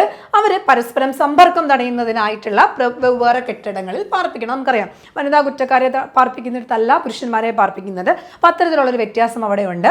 മറ്റൊന്ന്, പ്രായപൂർത്തിയാകാറായ കുറ്റക്കാരെ പ്രത്യേകം, പ്രായപൂർത്തിയായവരെയും പ്രായപൂർത്തിയാകാത്തവരെ വെവ്വേറെ എന്ത് ചെയ്യണം? പാർപ്പിക്കണം. കൂടാതെ റിമാൻഡ് ചെയ്യപ്പെട്ട തടവുകാരുണ്ടെങ്കിൽ അവരെ വിചാരണ തടവുകാരെയും സിവിൽ തടവുകാരെയും ക്രിമിനൽ തടവുകാരിൽ നിന്നും മാറ്റി പാർപ്പിക്കേണ്ടതാണ്. റിമാൻഡ് തടവുകാരെ ഈ പറയുന്ന സിവിൽ, ക്രിമിനൽ, അതുപോലെ തന്നെ സിവില്, വിചാരണ തടവുകാർ, ഇവരെല്ലാം വെവ്വേറെ പാർപ്പിക്കണം. റിമാൻഡ് ചെയ്ത ആൾക്കാരെ വേറെ, സിവിലുകാരെ വേറെ, ക്രിമിനൽ തടവുകാരെ വേറെ. അപ്പം അത്തരത്തിൽ വിചാരണ തടവുകാർ വേറെ, അങ്ങനെ വെവ്വേറെ എന്ത് ചെയ്യണം? പാർപ്പിക്കണമെന്നും കൃത്യമായിട്ട് പറയുന്നുണ്ട്. അല്ല, പ്രധാനപ്പെട്ട അതിൽ ഒരു വലിയ കുറേ കാര്യങ്ങൾ പറയുന്നുണ്ട്. നമുക്കത് പോയിന്റ് ഔട്ട് ചെയ്ത് പറയാൻ പറ്റുന്ന രീതിയിലുള്ള ചെറിയ ചെറിയ പോയിന്റ്സുകളായിട്ടാണ് ഞാൻ മാറ്റിയേക്കുന്നത് കേട്ടോ. കൂടാതെ ഡെറ്റ്വിനികൾ, അതുപോലെ സൈനിക തടവുകാർ, വിദേശ തടവുകാർ, ഇവരെയൊക്കെ എന്ത് ചെയ്യണം? പ്രത്യേകമായിട്ട് പാർപ്പിക്കണം. ഡെറ്റ്വിനികൾ, വിദേശത്ത് തടവുകാരുണ്ടെങ്കിൽ അവരെയൊക്കെ എന്ത് ചെയ്യണം? വേറെ വേറെ പാർപ്പിക്കണം. ചിത്തഭ്രമമുള്ള ക്രിമിനൽ തടവുകാരെ മാനസിക ആരോഗ്യ കേന്ദ്രത്തിലോ ആശുപത്രിയിലോ അയക്കേണ്ടതാണ്. അപ്പം മനസ്സിന് മാനസികമായിട്ട് എന്തെങ്കിലും പ്രശ്നമുള്ള കുറ്റക്കാരുണ്ടെങ്കിൽ അവരെ എന്ത് ചെയ്യണം? കൃത്യമായി മാനസിക ആരോഗ്യ കേന്ദ്രത്തിലേക്കോ ആശുപത്രിയിലോ ഒക്കെ എന്ത് ചെയ്യണം? അയക്കേണ്ടതാണ്. അതുപോലെ തന്നെ സാംക്രമിക രോഗങ്ങളാൽ കഷ്ടപ്പെടുന്ന തടവുകാരുണ്ടെങ്കിൽ അവരെ അതുപോലെ തന്നെ ശാരീരിക സ്പർശനത്തിലൂടെ സഹതടവുകാരിലേക്ക് രോഗം സംക്രമിക്കാൻ സാധ്യതയുള്ള തടവുകാരുണ്ടെങ്കിൽ അത്തരം ആളുകളെ എന്ത് ചെയ്യണം? മാറ്റിപ്പാർപ്പിക്കണം. സാംക്രമിക രോഗങ്ങൾ പകരുന്ന എന്തെങ്കിലുമൊക്കെ അസുഖങ്ങളുള്ളവരാണെങ്കിൽ അവരെ എന്ത് ചെയ്യണം? മറ്റൊരു തടവുകാരിൽ നിന്ന് എന്ത് ചെയ്യണം? മാറ്റിപ്പാർപ്പിക്കണം. അപ്പം ഇത്രയും കാര്യങ്ങളൊക്കെ ശ്രദ്ധിക്കുക എന്നുള്ളത് പറയുന്നത് 39 സെക്ഷനാണ്. വേർതിരിക്കുന്നത് എങ്ങനെയാണ് എന്നുള്ളതാണ്. പുരുഷ തടവുകാരെന്നും വനിതാ തടവുകാരെന്നും വേർതിരിക്കണം. കൂടാതെ കാറ്റഗറി A മുതൽ K വരെ, അതായത് നമ്മൾ ഈ പറഞ്ഞ എല്ലാ തരം തിരിച്ചിട്ടുള്ള ആളുകളെയും ഇങ്ങനെ 2 കാറ്റഗറി ആയിട്ട് മാറണം. പ്രധാനപ്പെട്ട, അതായത് ഒരു മാറ്റി പാർപ്പിക്കുന്ന ആൾക്കാരെ കൃത്യമായി മാറ്റി പാർപ്പിക്കണം. അതെങ്ങനെയാണ് എന്നുള്ളത് കൃത്യമായിട്ട് എന്ത് ചെയ്യുന്നുണ്ട്? 39 സെക്ഷനിൽ പറയുന്നുണ്ട്. ക്രിമിനൽ, സിവില്, ഡെറ്റ് ന്യൂസ്, വിദേശ തടവുകാർ, ഇങ്ങനെയൊക്കെ ഉണ്ടെങ്കിൽ അതെന്ത് ചെയ്യണം? അവരെ കൃത്യമായിട്ട് മാറ്റി പാർപ്പിക്കണം. ഓക്കെ. അപ്പം അത്രയും കാര്യങ്ങളാണ് നമുക്ക് 39 സെക്ഷനിൽ പഠിക്കാനുള്ളത്. ഇനിയുള്ളത് സെക്ഷൻ 42. മരണശിക്ഷയ്ക്ക് വിധിക്കപ്പെട്ട തടവുകാരുണ്ടെങ്കിൽ അവരുടെ കാര്യങ്ങൾ എങ്ങനെയാണ് എന്നുള്ളതാണ്. എന്താണ്? മരണശിക്ഷയ്ക്ക് വിധിക്കപ്പെട്ട തടവുകാരെ കുറിച്ച് പറയുന്ന സെക്ഷൻ എത്രയാണ്? 42. 42 സെക്ഷനാണ്. അപ്പോൾ ഇങ്ങനെയുള്ള ആളുകളെ പ്രിസണിൽ എത്തിച്ചേർന്ന ഉടൻ തന്നെ സൂപ്രണ്ടോ അദ്ദേഹത്തിൻ്റെ അല്ലെങ്കിൽ അദ്ദേഹം അധികാരപ്പെടുത്തിയ ഉദ്യോഗസ്ഥനോ അതിസൂക്ഷ്മമായ ദേഹപരിശോധന നടത്തി അപായകരമായോ അനുചിതമായോ വസ്തുക്കൾ ഉണ്ടെങ്കിൽ അത് തടവുകാരിൽ നിന്ന് എടുത്തു മാറ്റണം. അപ്പോൾ ഒരു വ്യക്തിയെ മരണശിക്ഷയ്ക്ക് വിധിക്കപ്പെട്ട ഒരു പ്രശ്നത്തിലേക്ക് ചെല്ലുകയാണെങ്കിൽ ആദ്യം തന്നെ എന്ത് ചെയ്യണം? ദേഹപരിശോധന നടത്തണം. അദ്ദേഹത്തിൻ്റെ കയ്യിൽ എന്തെങ്കിലും അപായകരമായ കാര്യങ്ങളുണ്ടെങ്കിൽ അതൊക്കെ എടുത്തു മാറ്റി എന്ത് ചെയ്യണം? മാറ്റി വെക്കണം. അത് മാറ്റി വെച്ചതിന് ശേഷം മാത്രമേ അദ്ദേഹത്തിന് അവിടേക്ക് പ്രവേശിക്കാൻ പറ്റത്തുള്ളൂ. ഇനി ഈ പറയുന്ന മരണശിക്ഷ കേസിലുള്ള തടവുകാരനെ അന്തിമ ശിക്ഷ എന്നാണോ പാസ്സാവുന്നത് അതുവരെ എന്ത് ചെയ്യണം, സാധാരണ കുറ്റസ്ഥാപന തടവുകാരനായി കണക്കാക്കണം. അതുപോലെ തന്നെ ഇവർക്ക് അവധിക്കും അകമ്പടി സന്ദർശനത്തിനും അർഹത നിഷേധിക്കുകയും ചെയ്യണം. മരണശിക്ഷ കാത്തുകിടക്കുന്ന ആൾക്കാർക്ക് അകമ്പടി സന്ദർശനത്തിനോ അവധിക്കോ ഒന്നും എന്തില്ല, അവധിയൊന്നുമില്ല. ഇവരെ അങ്ങനെയാണ് പാർപ്പിക്കുന്നത്. ഇനി അന്തിമ വിധി വന്നു കഴിഞ്ഞാൽ ഇവരെ എന്ത് ചെയ്യണം എന്ന് ചോദിച്ചാൽ, മറ്റുള്ള തടവുകാരിൽ നിന്നും മാറ്റി ഒരു സെല്ലിൽ തടങ്കലിലാക്കേണ്ടതും പകലും രാത്രിയിലും ഒരു കാവൽക്കാരൻ്റെ ചുമതലയിൽ സൂക്ഷിക്കേണ്ടതുമാണ്. അപ്പോൾ ഒരു വ്യക്തിയെ മരണശിക്ഷയ്ക്ക് വിധിക്കപ്പെടുന്ന വരെ അദ്ദേഹത്തിന് ഒരു സാധാരണ തടവുകാർ പരിഗണിക്കും. പക്ഷേ എന്തില്ല, അവധിയോ അകമ്പടി സന്ദർശനമോ അങ്ങനെയുള്ള കാര്യങ്ങളൊന്നുമില്ല. അകമ്പടി സന്ദർശനം എന്നാണെന്നൊക്കെ നമ്മൾ കഴിഞ്ഞ ക്ലാസ്സിൽ പഠിച്ചതാണ്. ഓക്കെ, അപ്പോൾ അല്ല, ഈ അന്തിമ വിധി വന്നു കഴിഞ്ഞാൽ എന്ത് ചെയ്യുക, മറ്റുള്ള തടവുകാരിൽ നിന്ന് മാറ്റി വേറൊരു സെല്ലിൽ കൊണ്ട് ഇടുക. അപ്പോൾ അതുപോലെ തന്നെ അവിടെ എന്ത് ചെയ്യണം, ഒരു വ്യക്തിയുടെ ഒരു കാവൽക്കാരനും ഉണ്ടായിരിക്കും. രാവും പകലും എല്ലാം എന്ത് ചെയ്യണം, ഒരു കാവൽക്കാരനും അവിടെ ഉണ്ടാവണം. അങ്ങനെയാണ് മരണശിക്ഷയ്ക്ക് വിധിക്കപ്പെട്ട തടവുകാരെ സംബന്ധിച്ച് എവിടെ പറയുന്നത്, സെക്ഷൻ 42 പറയുന്നത്. ഓക്കെ ആണല്ലോ. അപ്പോൾ സെക്ഷൻ 42 മരണശിക്ഷയ്ക്ക് വിധിക്കപ്പെട്ട തടവുകാർ. ഇനി നമുക്ക് അധ്യായം 11 നോക്കേണ്ടത്. അധ്യായം 11 പറയുന്നത് തടവുകാരുടെ കസ്റ്റഡിയും സുരക്ഷയുമാണ്. തടവുകാരെ സംബന്ധിക്കുന്ന അവർക്കുള്ള സുരക്ഷയും കസ്റ്റഡിയും എങ്ങനെയാണ് എന്നുള്ളതാണ് ഏത് അധ്യായത്തിൽ പറയുന്നത്, 11ാമത്തെ അധ്യായത്തിൽ പറയുന്നത്. ക്ലിയർ ആണല്ലോ. 11ാമത്തെ അധ്യായം എന്ത് കാര്യങ്ങൾ പറയുന്നു അത് നമ്മൾ നോക്കുന്നത് സെക്ഷൻ 43 സെക്ഷൻ 43 തടവുകാരുടെ സുരക്ഷിത കസ്റ്റഡിയും സുരക്ഷയും. തടവുകാരുടെ സുരക്ഷിത കസ്റ്റഡി, സുരക്ഷ എങ്ങനെയാണ് എന്നുള്ളതാണ്. അത്തരം കാര്യങ്ങളെക്കുറിച്ചുള്ള ഉത്തരവാദിത്തം ആർക്കായിരിക്കും, പ്രിസൺ സൂപ്രണ്ടിനായിരിക്കും. അപ്പോൾ തടവുകാരുടെ സുരക്ഷിത കസ്റ്റഡിയും സുരക്ഷയും ഉറപ്പുവരുത്തുന്നതിനുള്ള ഫലപ്രദ നടപടികൾ കൈക്കൊള്ളേണ്ടത് അല്ലെങ്കിൽ ഏറ്റെടുക്കാനുള്ള ഉത്തരവാദിത്തം ആർക്കായിരിക്കും, പ്രിസൺ സൂപ്രണ്ടിനായിരിക്കും. ക്ലിയർ ആണല്ലോ. അപ്പം തടവുകാരുടെ സുരക്ഷ സംബന്ധിക്കുന്ന ചുമതല ആർക്കായിരിക്കും, പ്രിസൺ സൂപ്രണ്ട്. ഏത് സെക്ഷനാണ്, സെക്ഷൻ 43 പഠിച്ചല്ലോ. സെക്ഷൻ 43 അവരുടെ സുരക്ഷയെക്കുറിച്ച് പറയുന്നത്. ഓക്കെ ആണല്ലോ. ഓക്കെ, ഇനി നമ്മൾ സന്ദർശകരുടെ ദേഹപരിശോധനയുമായി ബന്ധപ്പെടുന്ന സെക്ഷനാണ് സെക്ഷൻ 48. 48ാമത്തെ സെക്ഷനാണ് സന്ദർശകരുടെ ദേഹപരിശോധന. അപ്പം തടവിൽ ഇരിക്കുന്ന ആളുകളെ കാണാനായിട്ട് കുറേ സന്ദർശകർ വരാറുണ്ട്. അത്തരം ആൾക്കാരുടെ ദേഹപരിശോധന സംബന്ധിക്കുന്ന കൃത്യമായ കാര്യങ്ങൾ ഈ നിയമത്തിൽ പറയുന്നുണ്ട്. അപ്പോൾ ഒരു സൂപ്രണ്ടോ അല്ലെങ്കിൽ അതിനായി അധികാരപ്പെടുത്തിയിട്ടുള്ള ഉദ്യോഗസ്ഥനോ ആയിരിക്കണം എന്ത് ചെയ്യേണ്ടത്, എല്ലാ സന്ദർശകരുടെയും പേരും മേൽവിലാസവും പ്രിസണിൻ്റെ പ്രവേശന കവാടത്തിൽ സൂക്ഷിച്ചിട്ടുള്ള ഒരു രജിസ്റ്ററിൽ എന്ത് ചെയ്യണം, രേഖപ്പെടുത്തണം. അപ്പോൾ എന്ത് ചെയ്യണം, പ്രവേശന കവാടത്തിൽ ഒരു രജിസ്റ്റർ ഉണ്ടാവും. ആ രജിസ്റ്ററിൽ അവിടെ ഏത് തടവുകാരനെയാണ് കാണാൻ വരുന്നത്, അയാളുടെ പേരെന്താണ്, ബാക്കിയുള്ള ഡീറ്റെയിൽസ് എല്ലാം എന്ത് ചെയ്യണം, കൃത്യമായി രേഖപ്പെടുത്തിയിരിക്കണം എന്ന് ഒന്നാമത്തെ കാര്യം പറയുന്നു. മറ്റൊന്ന്, ഈ പറയുന്ന സന്ദർശകരുടെ സമ്പൂർണ്ണ ദേഹപരിശോധന നടത്തേണ്ടതാണ്. അതായത് ഈ ജയിലിൽ പ്രിസണിൽ തടവുകാർക്കുള്ള സുരക്ഷിതത്വം ഉറപ്പുവരുത്തുന്നതിനാണ്. എന്തിനാണ്, അവരുടെ സുരക്ഷിതത്വം ഉറപ്പുവരുത്തുന്നതിനായിട്ട് സമ്പൂർണ്ണ ദേഹപരിശോധന നടത്തേണ്ടത് അത്യാവശ്യമാണ്. ഈ ഒരു ദേഹപരിശോധന നടത്തുന്ന സമയത്ത് ഏതെങ്കിലും നിരോധിത വസ്തുവോ മറ്റെന്തെങ്കിലും അപായ വസ്തുക്കളോ ഉണ്ടായിക്കഴിഞ്ഞാൽ എന്ത് ചെയ്യണം, ഉടനടി നടപടി ആരംഭിക്കേണ്ടതും തടവുകാരനെ കാണുന്നതിന് അങ്ങനെയുള്ള സന്ദർശകനെ അനുവദിക്കാൻ പാടില്ലാത്തതുമാണ്. അപ്പം കൃത്യമായി ദേഹപരിശോധന നടത്തണം.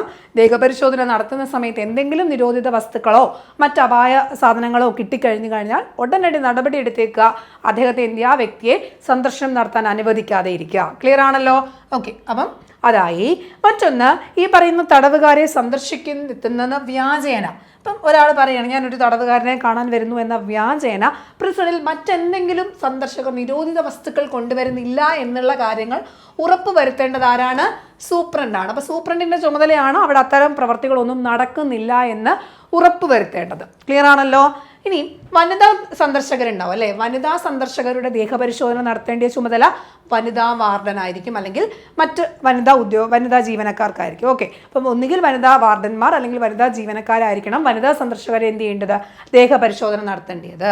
ഇനി ഏതെങ്കിലും ഒരു കാരണവശാൽ ഒരു സന്ദർശകനായി വരുന്ന ആൾ ദേഹപരിശോധന നടത്താൻ വിസമ്മതിച്ചാൽ, എൻ്റെ ദേഹപരിശോധന നടത്താൻ പറ്റത്തില്ല എന്ന് പറഞ്ഞു കഴിഞ്ഞാൽ ഉടനെ തന്നെ സൂപ്രണ്ട് എന്ത് ചെയ്യണം, ആ വ്യക്തിക്ക് പ്രവേശനം നിഷേധിക്കേണ്ടതും അങ്ങനെയുള്ള നിഷേധത്തിൻ്റെ കാരണങ്ങൾ നടപടിക്രമത്തിൽ രേഖപ്പെടുത്തേണ്ടതും അതുപോലെ തന്നെ അതിൻ്റെ റെക്കോർഡുകളും എന്ത് ചെയ്യണം, രേഖപ്പെടുത്തണം. അപ്പം ഒരു വ്യക്തിക്ക് ദേഹപരിശോധന നടത്താൻ വിസമ്മതിക്കുകയാണെങ്കിൽ അപ്പം ആ കാരണങ്ങൾ എന്തൊക്കെയാണ്, ആ കാര്യങ്ങൾ എന്ത് ചെയ്യണം, ആദ്യം തന്നെ എന്ത് ചെയ്യണം, വിസമ്മതിച്ചു കഴിഞ്ഞാൽ പിന്നെ അകത്തോട്ട് കയറാൻ പറ്റത്തില്ല. അങ്ങനെ അതും എടുക്കണം. അതുപോലെ തന്നെ അതിൻ്റെ ഭാഗമായി വരുന്ന നടപടികളും കൃത്യമായി രേഖപ്പെടുത്തി തന്നെ പോകണം. അത് ആരുടെ ഉത്തരവാദിത്തമാണ്? സൂപ്രണ്ടിൻ്റെ ഉത്തരവാദിത്തമാണ്. അപ്പോൾ അത് ഏത് സെക്ഷനാണ്? സെക്ഷൻ 48 തടവുകാരുടെ സുരക്ഷിതത്വവുമായി ബന്ധപ്പെട്ട് സന്ദർശകരുടെ എന്താണ് ദേഹപരിശോധനയുമായി ബന്ധപ്പെടുന്ന സെക്ഷൻ 48. ക്ലിയർ ആണല്ലോ? ഓക്കെ, അപ്പോൾ അതുവരെ നമ്മൾ പഠിച്ചു കഴിഞ്ഞു. ഇനി നമുക്ക് 49ാമത്തെ സെക്ഷൻ വിദേശ തടവുകാരുണ്ട്. അപ്പം വിദേശ തടവുകാരുമായി ബന്ധപ്പെടുന്ന അവരുടെ കാര്യങ്ങളെക്കുറിച്ച് എന്ത് പറയുന്നത് വിദേശ തടവുകാരെ ഈ ആക്ടിലെ വ്യവസ്ഥകൾക്കും പ്രിസണിൻ്റെ തടവുകാരുടെയും സുരക്ഷയെ സംബന്ധിച്ചിട്ടുള്ളാക്കിയ ചട്ടങ്ങൾക്ക് വിധേയമായി നിയമസഹായത്തിനായി സ്വന്തം ചെലവിൽ ഇൻ്റർനെറ്റ് സൗകര്യങ്ങൾ ഉപയോഗിക്കാനും ഇന്ത്യയിലെ അവരുടെ നയതന്ത്ര കാര്യാലയവുമായി ബന്ധപ്പെടാനും അനുവദിക്കേണ്ടതാണ്. അവർക്ക് സ്വന്തം ചെലവിൽ ഇൻ്റർനെറ്റ് ഉപയോഗിക്കാനുള്ള അവകാശവും അതുപോലെ തന്നെ എന്താണ് അവരുടെ നയതന്ത്ര കാര്യാലയവുമായി ബന്ധപ്പെടാനുള്ള അവകാശവും അനുവാദവും അനുവാദം ഉണ്ടായിരിക്കുന്നതാണ്. ആർക്ക്? വിദേശ തടവുകാർക്ക്. ഏത് സെക്ഷനാണ്? സെക്ഷൻ 49.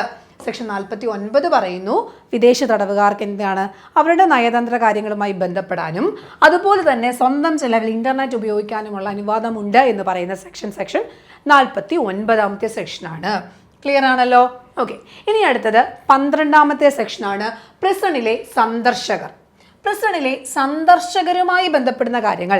സന്ദർശകരുടെ ദേഹപരിശോധനയാണ് അവരത് ദേഹപരിശോധന എന്തിനാണ്? അവരുടെ തടവുകാരുടെ സുരക്ഷിതത്വവുമായി ബന്ധപ്പെട്ടാണ്. ഇവിടെ 12ാമത്തെ സെക്ഷനിൽ അധ്യായത്തിൽ പറയുന്നത് പ്രിസണിലെ സന്ദർശകരുമായി ബന്ധപ്പെടുന്ന തീരുമാനങ്ങളെക്കുറിച്ചും കാര്യങ്ങളെക്കുറിച്ചുമാണ്. അതിൽ സന്ദർശകരുടെ ഒരു പാനലുണ്ട്. ആ പാനലിനെ കുറിച്ച് പ്രതിപാദിക്കുന്ന സെക്ഷൻ 50. സെക്ഷൻ 50 എന്താ പറയുന്നത്? സന്ദർശകരുടെ പാനലുമായി ബന്ധപ്പെടുന്ന സെക്ഷനാണ്. ഇവിടെ സർക്കാരാണ് കേട്ടോ വിജ്ഞാപനം വഴി ഇതൊക്കെ പുറപ്പെടുവിക്കുന്നത്. ഓരോ പ്രിസണിലും ഔദ്യോഗികമായും അനൗദ്യോഗികവുമായിട്ടുള്ള സന്ദർശകരുടെ പാനൽ നിർദ്ദേശിക്കേണ്ടത് ആരാണ്? സർക്കാരാണ്. ആ പറയുന്ന പാനൽ പ്രിസൺ സന്ദർശിക്കേണ്ട കാലയളവും അങ്ങനെയുള്ള സന്ദർശനത്തിൻ്റെ ആവൃത്തിയും വിജ്ഞാപനത്തിൽ നിർദ്ദേശിക്കപ്പെടുന്ന രീതിയിലായിരിക്കണം. അപ്പം പ്രിസൺ സന്ദർശിക്കേണ്ട പാനലിനെ വിജ്ഞാപനം വഴി സർക്കാർ പുറപ്പെടുവിക്കും. ആ പറയുന്ന പാനൽ എപ്പോൾ സന്ദർശിക്കണം, എങ്ങനെ എത്ര ആവർത്തി സന്ദർശിക്കാൻ കഴിയും എന്നുള്ള കാര്യങ്ങളും ഒക്കെ തന്നെ എന്ത് ചെയ്യുന്നുണ്ടാവും? ഈ പറയുന്ന വിജ്ഞാപനത്തിലുണ്ടാവും. അത് ഏത് സെക്ഷനാണ്? സെക്ഷൻ 50ാമത്തെ സെക്ഷനാണ്. എന്താണ്? സന്ദർശകരുടെ പാനൽ. ഈ പറയുന്ന സന്ദർശകർ ഈ നിർണ്ണയിക്കപ്പെടാവുന്ന പ്രകാരമുള്ള അധികാരങ്ങൾ വിനിയോഗിക്കേണ്ടതും കർത്തവ്യങ്ങൾ നിർവഹിക്കേണ്ടതുമാണ്. അപ്പം ഇവർക്ക് എന്ത് ചെയ്യണം? സന്ദർശകർ നിർണ്ണയിക്കപ്പെടുന്ന പ്രകാരം അങ്ങനെയുള്ള അവർക്ക് എന്തെങ്കിലും അധികാരങ്ങളുണ്ടെങ്കിൽ അതും അതുപോലെ തന്നെ എന്താണ് അവർ വിനിയോഗിക്കേണ്ട കർത്തവ്യങ്ങൾ എന്ത് ചെയ്യേണ്ടതുമാണ്? നിർവഹിക്കേണ്ടതുമാണ് എന്ന് 50ാമത്തെ സെക്ഷനിൽ പറയുന്നുണ്ട്. സന്ദർശകരുടെ പാനലുമായിട്ട് ബന്ധപ്പെട്ട സെക്ഷൻ ഏതാണ്? സെക്ഷൻ 50. ക്ലിയർ ആണല്ലോ? അതുപോലെ തന്നെ ഈ പറയുന്ന സെക്ഷനിൽ ഓരോ സന്ദർശകനും പ്രിസൺ സന്ദർശനം പൂർത്തിയാക്കിയ ശേഷം എന്ത് ചെയ്യണമെന്നറിയോ? അവിടെ ഒരു പുസ്തകം ഉണ്ടാകും. അവിടെ അവർ സന്ദർശന തീയതിയെക്കുറിച്ചും അവരുടെ വന്ന സമയത്തെക്കുറിച്ചും അവർക്ക് എന്തെങ്കിലും അഭിപ്രായങ്ങളോ നിർദ്ദേശങ്ങളോ പറയാനുണ്ടെങ്കിൽ അതെന്ത് ചെയ്യണം? രേഖപ്പെടുത്തണം. സന്ദർശകർ അവിടെ ഒരു ബുക്ക് ഉണ്ടാവും. ആ ബുക്കിൽ അവർക്ക് എന്തെങ്കിലും കാര്യങ്ങൾ കൃത്യമായി നിർദ്ദേശിക്കാനുണ്ടോ പറയാനുണ്ടോ ഇതൊക്കെ എന്ത് ചെയ്യണം? രേഖപ്പെടുത്തണം. സന്ദർശകർ സ്വന്തം കൈയക്ഷരത്തിലായിരിക്കണം ഇതൊക്കെ രേഖപ്പെടുത്തേണ്ടത്. സ്വന്തം കൈയക്ഷരത്തിൽ ഇത്തരം കാര്യങ്ങളൊക്കെ നിർദ്ദേശിക്കുക. സൂപ്രണ്ട് ഇവരുടെ എന്ത് ചെയ്യുക? ഈ പറയുന്ന കുറേ കാര്യങ്ങളൊക്കെ എഴുതി വെച്ചിട്ടുണ്ടാവും. ഈ കാര്യങ്ങളൊക്കെ എന്ത് ചെയ്യണം? അഭിപ്രായങ്ങളെക്കുറിച്ചൊക്കെ എന്തെങ്കിലും നിർദ്ദേശങ്ങൾ എഴുതിയിട്ടുണ്ടെങ്കിൽ അതിന്മേൽ എന്തെങ്കിലും നടപടികൾ എടുത്തിട്ടുണ്ടോ? അപ്പം അത്തരം കാര്യങ്ങൾ എന്ത് ചെയ്യണം? സ്വീകരിച്ചിട്ടുണ്ടെങ്കിൽ ആ തീരുമാനങ്ങളൊക്കെ ഒരു റിപ്പോർട്ടായിട്ട് ഡയറക്ടർ ജനറലിന് അയച്ചു കൊടുക്കുകയും അദ്ദേഹം ഇക്കാര്യത്തിൽ ഉചിതമായ തുടർ നടപടി സ്വീകരിക്കുകയും ചെയ്യേണ്ടതാണ്. സന്ദർശകർ വരുന്നു, അവരുടെ അഭിപ്രായങ്ങൾ എഴുതുന്നു, സൂപ്രണ്ട് കൃത്യമായി അഭിപ്രായങ്ങൾ നോക്കുന്നു, ഇതുമായിട്ട് ബന്ധപ്പെടുന്ന നടപടികൾ എന്തെങ്കിലും എടുക്കാനുണ്ടെങ്കിൽ അത് എടുക്കുക. അപ്പം അത്തരമുള്ള കാര്യങ്ങൾ ഒരു റിപ്പോർട്ട് ഉണ്ടാക്കുക. ആ റിപ്പോർട്ട് ആർക്ക് കൊടുക്കുക? നേരെ ഡയറക്ടർ ജനറലിന് കൊടുക്കുക. അദ്ദേഹമാണ് ഇതൊക്കെ നോക്കിയിട്ട് കൃത്യമായി ഇതൊക്കെ നടത്തിയിട്ടുണ്ടോ എന്നുള്ള കാര്യത്തെക്കുറിച്ച് വിലയിരുത്തേണ്ടത് ആരാണ്? ഡയറക്ടർ ജനറലാണ്. ബാക്കി ഉചിതമായ നടപടികളൊക്കെ തന്നെ ആര് സ്വീകരിക്കും? ഡയറക്ടർ ജനറൽ സ്വീകരിക്കും. ഏത് സെക്ഷനാണ്? സെക്ഷൻ 50 സന്ദർശകരുടെ പാനലുമായി ബന്ധപ്പെടുന്ന സെക്ഷൻ. ക്ലിയർ ആണല്ലോ? ഓക്കെ, ഇനി അടുത്തത് 13ാമത്തെ അധ്യായമാണ്. 13ാമത്തെ അധ്യായത്തിൽ തടവുകാരുടെ തൊഴിലുമായി ബന്ധപ്പെടുന്ന കാര്യങ്ങളാണ്. തടവുകാരുടെ തൊഴിലുമായി ബന്ധപ്പെടുന്ന കാര്യമാണ് 13ാമത്തെ സെക്ഷനിൽ പറയുന്നത്. അതിൽ സെക്ഷൻ 51 നമുക്ക് നോക്കാം. 51 കഠിന തടവിന് ശിക്ഷയ്ക്ക് വിധിക്കപ്പെട്ട തടവുകാരുടെ മേൽ വിവിധ കോടതികളുടെ കുറ്റസ്ഥാപന ഉത്തരവ് നടപ്പിലാക്കുന്നതിനായി തടവുകാരെ പാർപ്പിച്ചിട്ടുള്ള എല്ലാ പ്രിസണുകളിലും തടവുകാർക്ക് തൊഴിൽ നൽകുന്നതിനുള്ള സൗകര്യങ്ങൾ ഉണ്ടായിരിക്കേണ്ടതാണ്. അപ്പം എന്താണ്, തടവുകാർക്ക് തൊഴിൽ നൽകാനുള്ള സൗകര്യങ്ങൾ പ്രിസണുകളിൽ ഉണ്ടായിരിക്കേണ്ടതാണ്. സെക്ഷൻ ഏതാണ്? സെക്ഷൻ 51 പറയുന്നത്. അവരുടെ മോചനത്തിന് ശേഷം ഇപ്പം അവർ കുറേ കാലം തടവിൽ ലഭിച്ചു കഴിഞ്ഞു കഴിഞ്ഞാൽ അവർക്ക് പുറത്തിറങ്ങി കഴിഞ്ഞാൽ അവർക്ക് എന്തെങ്കിലും തൊഴിലധിഷ്ഠിതമായിട്ടുള്ള കാര്യങ്ങൾ ചെയ്യണം, മറ്റെന്തെങ്കിലും സ്വയം തൊഴിൽ ചെയ്യുന്ന രീതിയിലോ അല്ലെങ്കിൽ അതിന് സഹായകമാകുന്ന രീതിയിലുള്ള തൊഴിൽ പരിശീലനം എന്ത് ചെയ്യണം, അവിടെ നടത്തേണ്ടതാണ് അല്ലെങ്കിൽ നൽകേണ്ടതാണ്. തൊഴിൽ പരിശീലനം നടത്തേണ്ടതാണ്.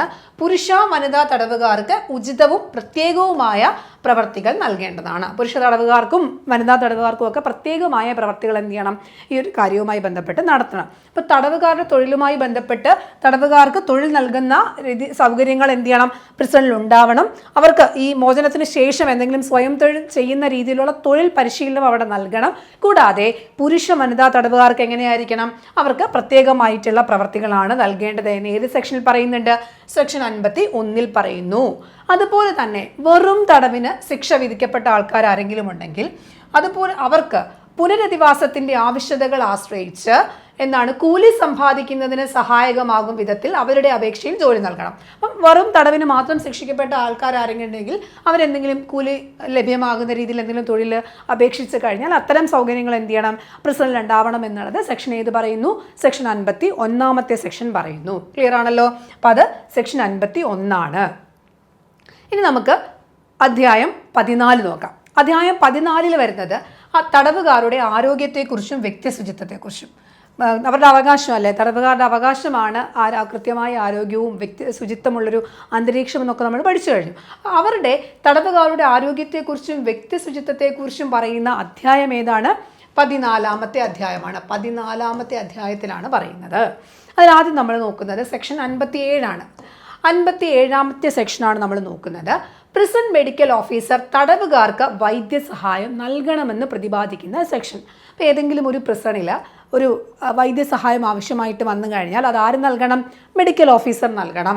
മെഡിക്കൽ ഓഫീസറാണ് രോഗികളായ തടവുകാർക്ക് ചികിത്സ നൽകേണ്ടതും തടവുകാരുടെ മാനസികവും ശാരീരികവുമായ ആരോഗ്യവുമായി ബന്ധപ്പെട്ട എല്ലാ കാര്യങ്ങൾ ശ്രദ്ധിക്കേണ്ടതുമാണ്. അപ്പം ഈ കാര്യങ്ങളെല്ലാം ഒരു തടവുകാരുടെ ആരോഗ്യ കാര്യങ്ങൾ, ശാരീരികവും മാനസികമായിട്ടുള്ള കാര്യങ്ങളെക്കുറിച്ച്, രോഗം വന്നാൽ ചികിത്സിക്കുക, ഇതൊക്കെ ആരുടെ ഉത്തരവാദിത്തമാണ്?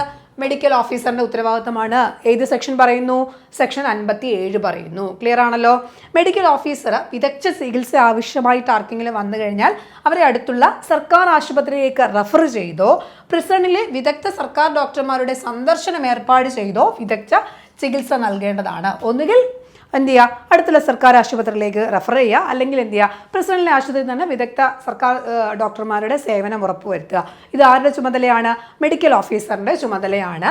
അവരുമായി ബന്ധപ്പെടുന്ന കാര്യങ്ങൾ, അവരാണ് ഈ പറയുന്ന തടവുകാരുടെ ആരോഗ്യം സംബന്ധിക്കുന്ന കാര്യങ്ങൾ നോക്കേണ്ടത് എന്ന് പറയുന്ന സെക്ഷൻ 57 സെക്ഷനാണ്. ക്ലിയർ ആണല്ലോ? അടുത്തത് 58 രോഗികളായ തടവുകാർക്കുള്ള വൈദ്യസഹായം ആണ്. രോഗികളായ തടവുകാർക്കുള്ള വൈദ്യസഹായം എങ്ങനെയാണ് എന്ന് പറയുന്നത് സെക്ഷൻ 58 സെക്ഷനാണ്. തടവുകാരുടെ ചാർജ് വഹിക്കുന്ന ഉദ്യോഗസ്ഥൻ യാതൊരു കാലതാമസവും കൂടാതെ, ഇപ്പം തടവുകാരുടെ ചാർജ് ആരാണോ വഹിക്കുന്നത് അവർ ഒരു വ്യക്തിക്ക് ഒരു കാലതാമസവും കൂടാതെ വൈദ്യസഹായം ലഭിക്കണമെന്ന് ആഗ്രഹിക്കുന്ന തടവുകാരുടെ പേരുകൾ സൂപ്രണ്ട് റിപ്പോർട്ട് ചെയ്യാം. അപ്പോൾ ആരാണോ ഉത്തരവാദിത്തപ്പെട്ട ഉദ്യോഗസ്ഥൻ അല്ലെങ്കിൽ ചുമതലയുള്ള ആൾ അവരെന്ത് ചെയ്യുക, ഇത്തരം കാര്യങ്ങൾ സൂപ്രണ്ടിന് നേരെ എന്ത് ചെയ്യുക, റിപ്പോർട്ട് ചെയ്യപ്പെടേണ്ടതാണ്. സൂപ്രണ്ട് ഈ പറയുന്ന ഒന്നുകിൽ മെഡിക്കൽ ഓഫീസറോ അല്ലെങ്കിൽ മെഡിക്കൽ സബോർഡിനേറ്റിൻ്റെയോ ശ്രദ്ധയിൽ കൊണ്ടുവരിക. അതിനുശേഷം അവിടെ നടക്കുന്ന ചിട്ടയുടെയോ ചികിത്സയുടെയോ പരിവർത്തനത്തിനെയോ സംബന്ധിച്ചുള്ള മെഡിക്കൽ ഓഫീസറോ മെഡിക്കൽ സബോർഡിനേറ്ററോ നൽകുന്ന എല്ലാ രേഖാമൂലമുള്ള നിർദ്ദേശങ്ങളും നടപ്പിലാക്കേണ്ടതുമാണ്. ഓക്കെ ആണല്ലോ? അപ്പം ഒരു വ്യക്തിക്ക് ചികിത്സ വേണമെന്ന് പറഞ്ഞു കഴിഞ്ഞാൽ അത് സൂപ്രണ്ടിനെ റിപ്പോർട്ട് ചെയ്യുക. സൂപ്രണ്ട് കൃത്യമായി മെഡിക്കൽ ഓഫീസറിനെ കാണിക്കുക. അവർ പറയുന്ന കൃത്യമായ ചികിത്സകളൊക്കെ ഈ പറയുന്ന വ്യക്തിക്ക് ലഭ്യമാകാനുള്ള ഉത്തരവാദിത്തമാർക്കാണ്? സൂപ്രണ്ടിനാണ്. അത് ഏത് സെക്ഷനാണ്? സെക്ഷൻ 58 രോഗികൾക്ക് വൈദ്യസഹായം ലഭിക്കുന്നതുമായിട്ടുള്ള സെക്ഷനാണ് സെക്ഷൻ 58 എന്ന് പറയുന്നത്. ക്ലിയർ ആണല്ലോ? ഇനി അടുത്തത് സെക്ഷൻ 59 59 സെക്ഷൻ മെഡിക്കൽ ഓഫീസറുടെ നിർദ്ദേശങ്ങളുടെ റെക്കോർഡാണ്. എന്താണ്? മെഡിക്കൽ ഓഫീസറുടെ റെക്കോർഡ്. അതായത് ഒരു മെഡിക്കൽ ഓഫീസർ രോഗിയെ സംബന്ധിക്കുന്ന റെക്കോർഡുകൾ ഉണ്ടെങ്കിൽ അത് എങ്ങനെയായിരിക്കണം സൂക്ഷിക്കേണ്ടത്, എങ്ങനെ രേഖപ്പെടുത്തണം എന്ന് പറയുന്ന സെക്ഷനാണ് സെക്ഷൻ ഏത്? 59 സെക്ഷൻ.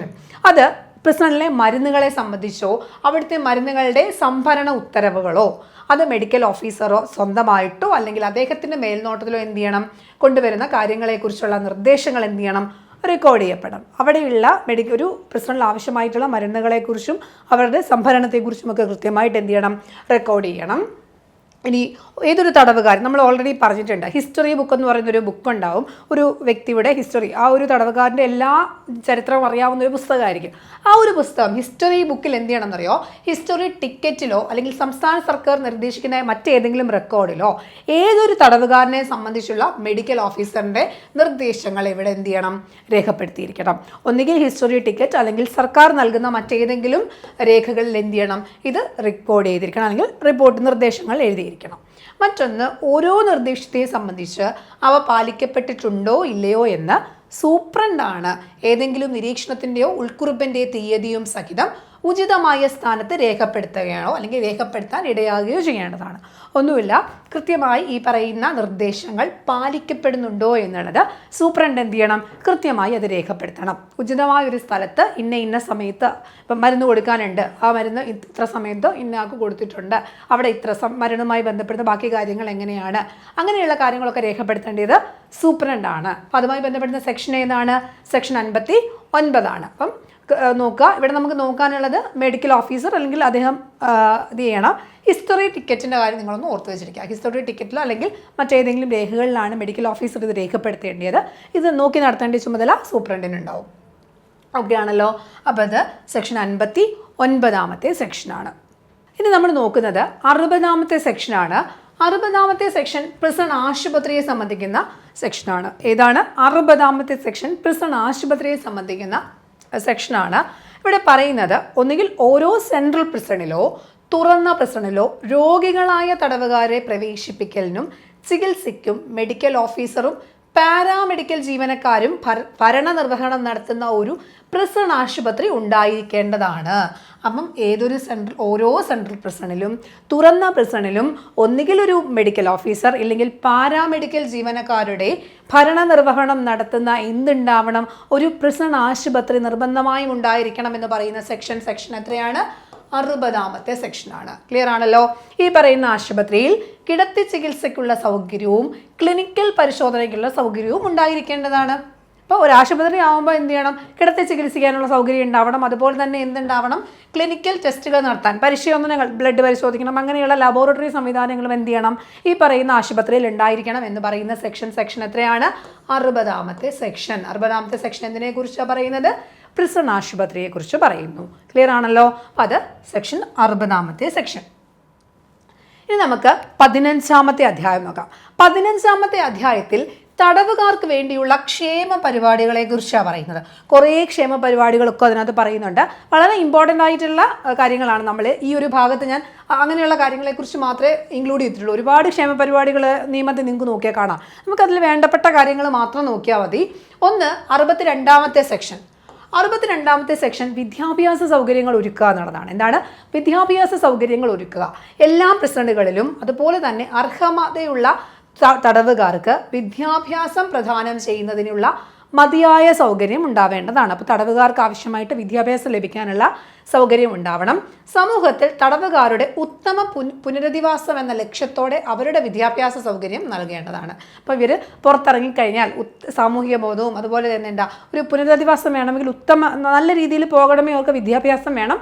അത്തരം സാഹചര്യങ്ങൾ എന്ത് ചെയ്യണം, പ്രിസണുകളിൽ ഉണ്ടായിരിക്കേണ്ടതാണ് എന്ന് സെക്ഷൻ 62 പറയുന്നുണ്ട്. വിദ്യാഭ്യാസ സൗകര്യങ്ങൾ ഒരുക്കുക. അതുപോലെ തന്നെ നിരക്ഷരരായിട്ടുള്ള ആളുകൾ ഉണ്ടാവും. അവർക്കായിട്ട് വായനയിലൂടെയും എഴുത്തിലും ഗണിതശാസ്ത്രത്തിലുമൊക്കെയുള്ള അടിസ്ഥാന അറിവുകൾ ഒരു നിശ്ചിത തലം വരെയുള്ള വിദ്യാഭ്യാസം നേടുന്നതിനുള്ള അവസരം ഉണ്ടാക്കിയെടുക്കുക. അപ്പം എഴുതാനും വായിക്കാനും അറിയാത്ത ആളുകൾ, ഒരു രീതിയിൽ വിദ്യാഭ്യാസം നേടാത്ത ആൾക്കാരുണ്ടാവും. അവർക്ക് വേണ്ട കൃത്യമായി വായിക്കാനുള്ള കാര്യങ്ങൾ, ഒന്ന് കൂട്ടാനും കുറയ്ക്കുക, അങ്ങനെ അടിസ്ഥാനപരമായിട്ടുള്ള കാര്യങ്ങൾ മനസ്സിലാക്കുന്നതിനായിട്ടൊരു പ്രാഥമിക തലം വരെയുള്ള വിദ്യാഭ്യാസം എത്തിക്കാനുള്ള സൗകര്യങ്ങൾ എന്ത് ചെയ്യുക, ഏർപ്പാടാക്കണമെന്ന് സെക്ഷൻ ഏത് പറയുന്നു? സെക്ഷൻ 62 സെക്ഷൻ പറയുന്നു. എന്നിട്ട് പറയുന്നത് സാക്ഷരത ആയിട്ടുള്ള ആൾക്കാരുണ്ടാവും. കുറച്ച് ആളുകൾക്ക് കുറച്ച് പഠിച്ചിട്ടുള്ള ആൾക്കാരൊക്കെ ഉണ്ടാവും. അവർക്ക് മെട്രിക്കുലേഷൻ വരെയുള്ള വിദ്യാഭ്യാസ നിലവാരം കൊടുക്കാനുള്ള കാര്യങ്ങൾ ചെയ്യണം. മെട്രിക്കുലേഷൻ 10ാം ക്ലാസ് വരെയുള്ള കാര്യങ്ങളൊക്കെ തലം വരെയുള്ള വിദ്യാഭ്യാസം നിലവാരം നേടുന്നതിനുള്ള കാര്യങ്ങൾ ചെയ്യണം. മെട്രിക്കുലേഷൻ പാസ്സായ ആൾക്കാരുണ്ടെങ്കിൽ അവർക്ക് വിദൂര പഠന വഴി എന്ത് ചെയ്യണം, അവരുടെ വിദ്യാഭ്യാസം പോഷിപ്പിക്കാനായിട്ടുള്ള സൗകര്യം കൊടുക്കുക. ഒന്നും അറിയാത്ത നിരക്ഷരായിട്ടുള്ള ആൾക്കാർക്ക് ഒരു പ്രത്യേക തലം വരെ, അതിൽ മെട്രിക്കുലേഷൻ വരെ, പിന്നീട് മെട്രിക്കുലേഷനുള്ള ആളുകൾക്ക് എന്ത് ചെയ്യുക, വിദൂര പഠനം വഴി അവർക്ക് അവരുടെ കൂടുതൽ വിദ്യാഭ്യാസം നേടുന്നതിനുള്ള സൗകര്യങ്ങൾ ഒരുക്കുക. മറ്റൊന്ന് ആരോഗ്യവും ശുചിത്വവും ശാരീരിക വ്യായാമങ്ങൾ, യോഗ, ആരോഗ്യം, ശുചിത്വം, ശാരീരിക വ്യായാമങ്ങൾ, യോഗ എന്നിവയിലൂടെ പ്രഭാഷണത്തിലൂടെയും അവയുടെ പരിശീലനത്തിലൂടെയും മെച്ചപ്പെട്ട ശാരീരികവും മാനസികവും ആരോഗ്യം പ്രാപ്തമാക്കുക. അപ്പം എന്ത് ചെയ്യുക, ആരോഗ്യം, ശുചിത്വം, യോഗയൊക്കെ നടത്തിക്കൊണ്ട് അവരുടെ ആരോഗ്യം മാനസികവുമായിട്ടുള്ളതും ശാരീരികവുമായിട്ടുള്ള ആരോഗ്യം നിലനിർത്തുക എന്നുള്ള കാര്യങ്ങൾ കൂടി എന്ത് ചെയ്യണം, അവിടെ ചെയ്യണം. മറ്റൊന്ന് അധ്യയനം, ധ്യാനം, സാമൂഹിക പ്രാർത്ഥന, സദാചാര സന്മാർഗീകരണ മൂല്യമുള്ള പുസ്തക വായന എന്നിവയിലൂടെ സന്മാർഗികവും ആത്മീയവുമായുള്ള അറിവുകൾ പകർത്തിയെടുക്കുക. അപ്പോൾ ഇവരെ ഒരു പുതിയ മനുഷ്യരായിട്ട് മാറ്റിയെടുക്കുക എന്നുള്ളതാണല്ലോ പ്രധാനപ്പെട്ട ലക്ഷ്യം എന്ന് പറയുന്നത്. വലിയ വലിയ കുറ്റമൊക്കെ ചെയ്തിട്ടായിരിക്കും വരുന്നത്. അപ്പം പുറത്തിറങ്ങുമ്പോൾ ഇവർ നല്ല മനുഷ്യരാണ്. അപ്പം കുറച്ച് വിദ്യാഭ്യാസം കൊടുക്കുക, സാമൂഹികമായിട്ട് ബന്ധപ്പെടുന്ന കാര്യങ്ങളെക്കുറിച്ച്, ആത്മീയതയെക്കുറിച്ചൊക്കെയുള്ള അടിസ്ഥാന കാര്യങ്ങൾ പറയുക, അവരുടെ ആരോഗ്യത്തെക്കുറിച്ചുമൊക്കെയുള്ള അല്ലെങ്കിൽ മാനസിക ശാരീരിക ആരോഗ്യമൊക്കെ മെച്ചപ്പെടുന്ന രീതിയിലുള്ള കാര്യങ്ങളൊക്കെ എന്ത് ചെയ്യുക, ഈ ഒരു പ്രസിഡന്റ് നടപ്പാക്കണം എന്ന് പറയുന്ന സെക്ഷനാണ്. സെക്ഷൻ ഏത്? സെക്ഷൻ 62ാമത്തെ സെക്ഷൻ. ഓർത്തിരിക്കുക. ഓക്കെ, 62ാമത്തെ സെക്ഷൻ എന്ന് പറയുന്നത് അത്തരം കാര്യങ്ങളെക്കുറിച്ചാണ് പറയുന്നത്. ഓക്കെ, ഇനി അടുത്തത് പ്രിസൺ സ്കൂളിനെ കുറിച്ച് 63ാമത്തെ സെക്ഷനിൽ പറയുന്നുണ്ട്. പ്രിസൺ സ്കൂളുകളെ കുറിച്ച് അവിടുത്തെ അന്തേവാസികൾക്ക് എന്ത് ചെയ്യണം, പ്രൈമറി തലം വരെയുള്ള വിദ്യാഭ്യാസം നൽകുന്നതിനായി ഓരോ സെൻട്രൽ പ്രിസണിലും സർക്കാർ നിർണ്ണയിക്കാവുന്ന മറ്റു പ്രിസണുകളിലും ഒരു സ്കൂൾ ഉണ്ടായിരിക്കേണ്ടതാണ്. അപ്പം പ്രിസൺ സ്കൂളുമായി ബന്ധപ്പെടുന്ന സെക്ഷൻ 63 പ്രൈമറി തലം വരെയുള്ളൊരു സ്കൂൾ എന്ത് ചെയ്യണം, എല്ലാ സെൻട്രൽ പ്രിസണിലും അതുപോലെ തന്നെ സർക്കാർ നിർണ്ണയിക്കപ്പെടുന്ന മറ്റ് പ്രിസണിലും ഉണ്ടായിരിക്കേണ്ടതാണ്. ആവശ്യകതകളെ ആശ്രയിച്ച് ഉന്നത തലങ്ങൾക്കായിട്ടുള്ള ക്ലാസ്സുകളൊക്കെ എന്ത് ചെയ്യണം, ക്രമീകരണം. അപ്പം തടവുകാരുടെ ആവശ്യം അനുസരിച്ച് എന്ത് ചെയ്യണം, മറ്റുള്ള ക്ലാസ്സിലേക്ക് കൂടി ഒന്ന് എന്ത് ചെയ്യണം, ക്ലാസ്സുകളൊക്കെ കൊടുക്കാവുന്നതാണ് എന്ന് പറയുന്നത് എവിടെയാണ്? സെക്ഷൻ 63 പ്രിസൺ സ്കൂളുമായി ബന്ധപ്പെടുന്ന കാര്യം. ഇനി സെക്ഷൻ 64ലേക്ക് വരുമ്പോൾ നഴ്സറി സ്കൂളുകളും ക്രഷുകളും അത് വനിതാ തടവുകാർ വെച്ചിരിക്കുന്ന വനിതാ പ്രിസണുകളിലാണ്. എല്ലാ വനിതാ പ്രിസണുകളിലും 6 വയസ്സ് വരെ പ്രായമുള്ള കുട്ടികളോടൊത്ത് പ്രിസണിൽ പാർക്കുന്ന കുറ്റസ്ഥാപനം ചെയ്ത വനിതാ തടവുകാരുടെ കുട്ടികൾക്ക് വേണ്ടിയിട്ട് എന്ത് ചെയ്യണം, ഒരു നഴ്സറി സ്കൂളും ക്രഷും സൗകര്യം ഉണ്ടായിരിക്കണം. അപ്പം വനിതാ പ്രിസണുമായി ബന്ധപ്പെട്ട് 6 വയസ്സ് വരെ പ്രായമുള്ള കുട്ടികൾക്കായിട്ടൊരു ഒരു ചെറിയ നഴ്സറി സ്കൂളും അതുപോലെ തന്നെ ക്രഷ് സംവിധാനവും ഒക്കെ ഉണ്ടാവണമെന്ന് ഏത് സെക്ഷൻ പറയുന്നത്? സെക്ഷൻ 64ാമത്തെ സെക്ഷൻ പറയുന്നു. ക്ലിയർ ആണല്ലോ? 63 എന്താണ്? പ്രിസൺ സ്കൂളാണ്. 64 എന്ന് പറയുന്നത് പ്രൈമറി നഴ്സറി സ്കൂളിനെ കുറിച്ചും ക്രഷിനെ കുറിച്ചുമാണ്. ഓക്കെ, അടുത്തത് 65 പ്രിസണിൽ ഒരു ഗ്രന്ഥശാല വേണം എന്ന് പറയുന്നുണ്ട്. പ്രിസൺ ഗ്രന്ഥശാലയുമായി ബന്ധപ്പെടുന്ന കാര്യങ്ങൾ, വായനകളിലൂടെ ഒരുപാട് മാറ്റങ്ങളൊക്കെ ഉണ്ടാവാം. അപ്പോൾ അവിടുത്തെ ആ ഒരു അന്തേവാസികളുടെ ഭൗതിക ആവശ്യങ്ങളൊക്കെ നിറവേറ്റുന്നതിനും സ്വഭാവ ദൂഷ്യങ്ങളൊക്കെ നീക്കം ചെയ്യുന്നതിനുമായിട്ട് എല്ലാ സെൻട്രൽ പ്രിസണിലും തുറന്ന പ്രിസണിലും വനിതാ പ്രിസണിലും ഒരു ഗ്രന്ഥശാല ഉണ്ടായിരിക്കേണ്ടതാണ്. അപ്പം അന്ന് പറയുന്ന സെക്ഷൻ 65 പ്രിസണിൽ, വനിതാ പ്രിസണിൽ, തുറന്ന പ്രിസണിൽ, സെൻട്രൽ പ്രിസണുകളിൽ എന്തുണ്ടാവണം? ഗ്രന്ഥശാല ഉണ്ടായിരിക്കണം എന്ന് പറയുന്ന സെക്ഷൻ 65. അടുത്തത് 66 മതപരവും സന്മാർഗികവുമായുള്ള ബോധനം. മതപരമായും സന്മാർഗികപരവുമായിട്ടുള്ള ബോധനം, അതായത് ഓരോ പ്രിസണിലും മതപരവും സാംസ്കാരികവുമായ സേവനങ്ങൾ ഒരുക്കേണ്ടതാണ്.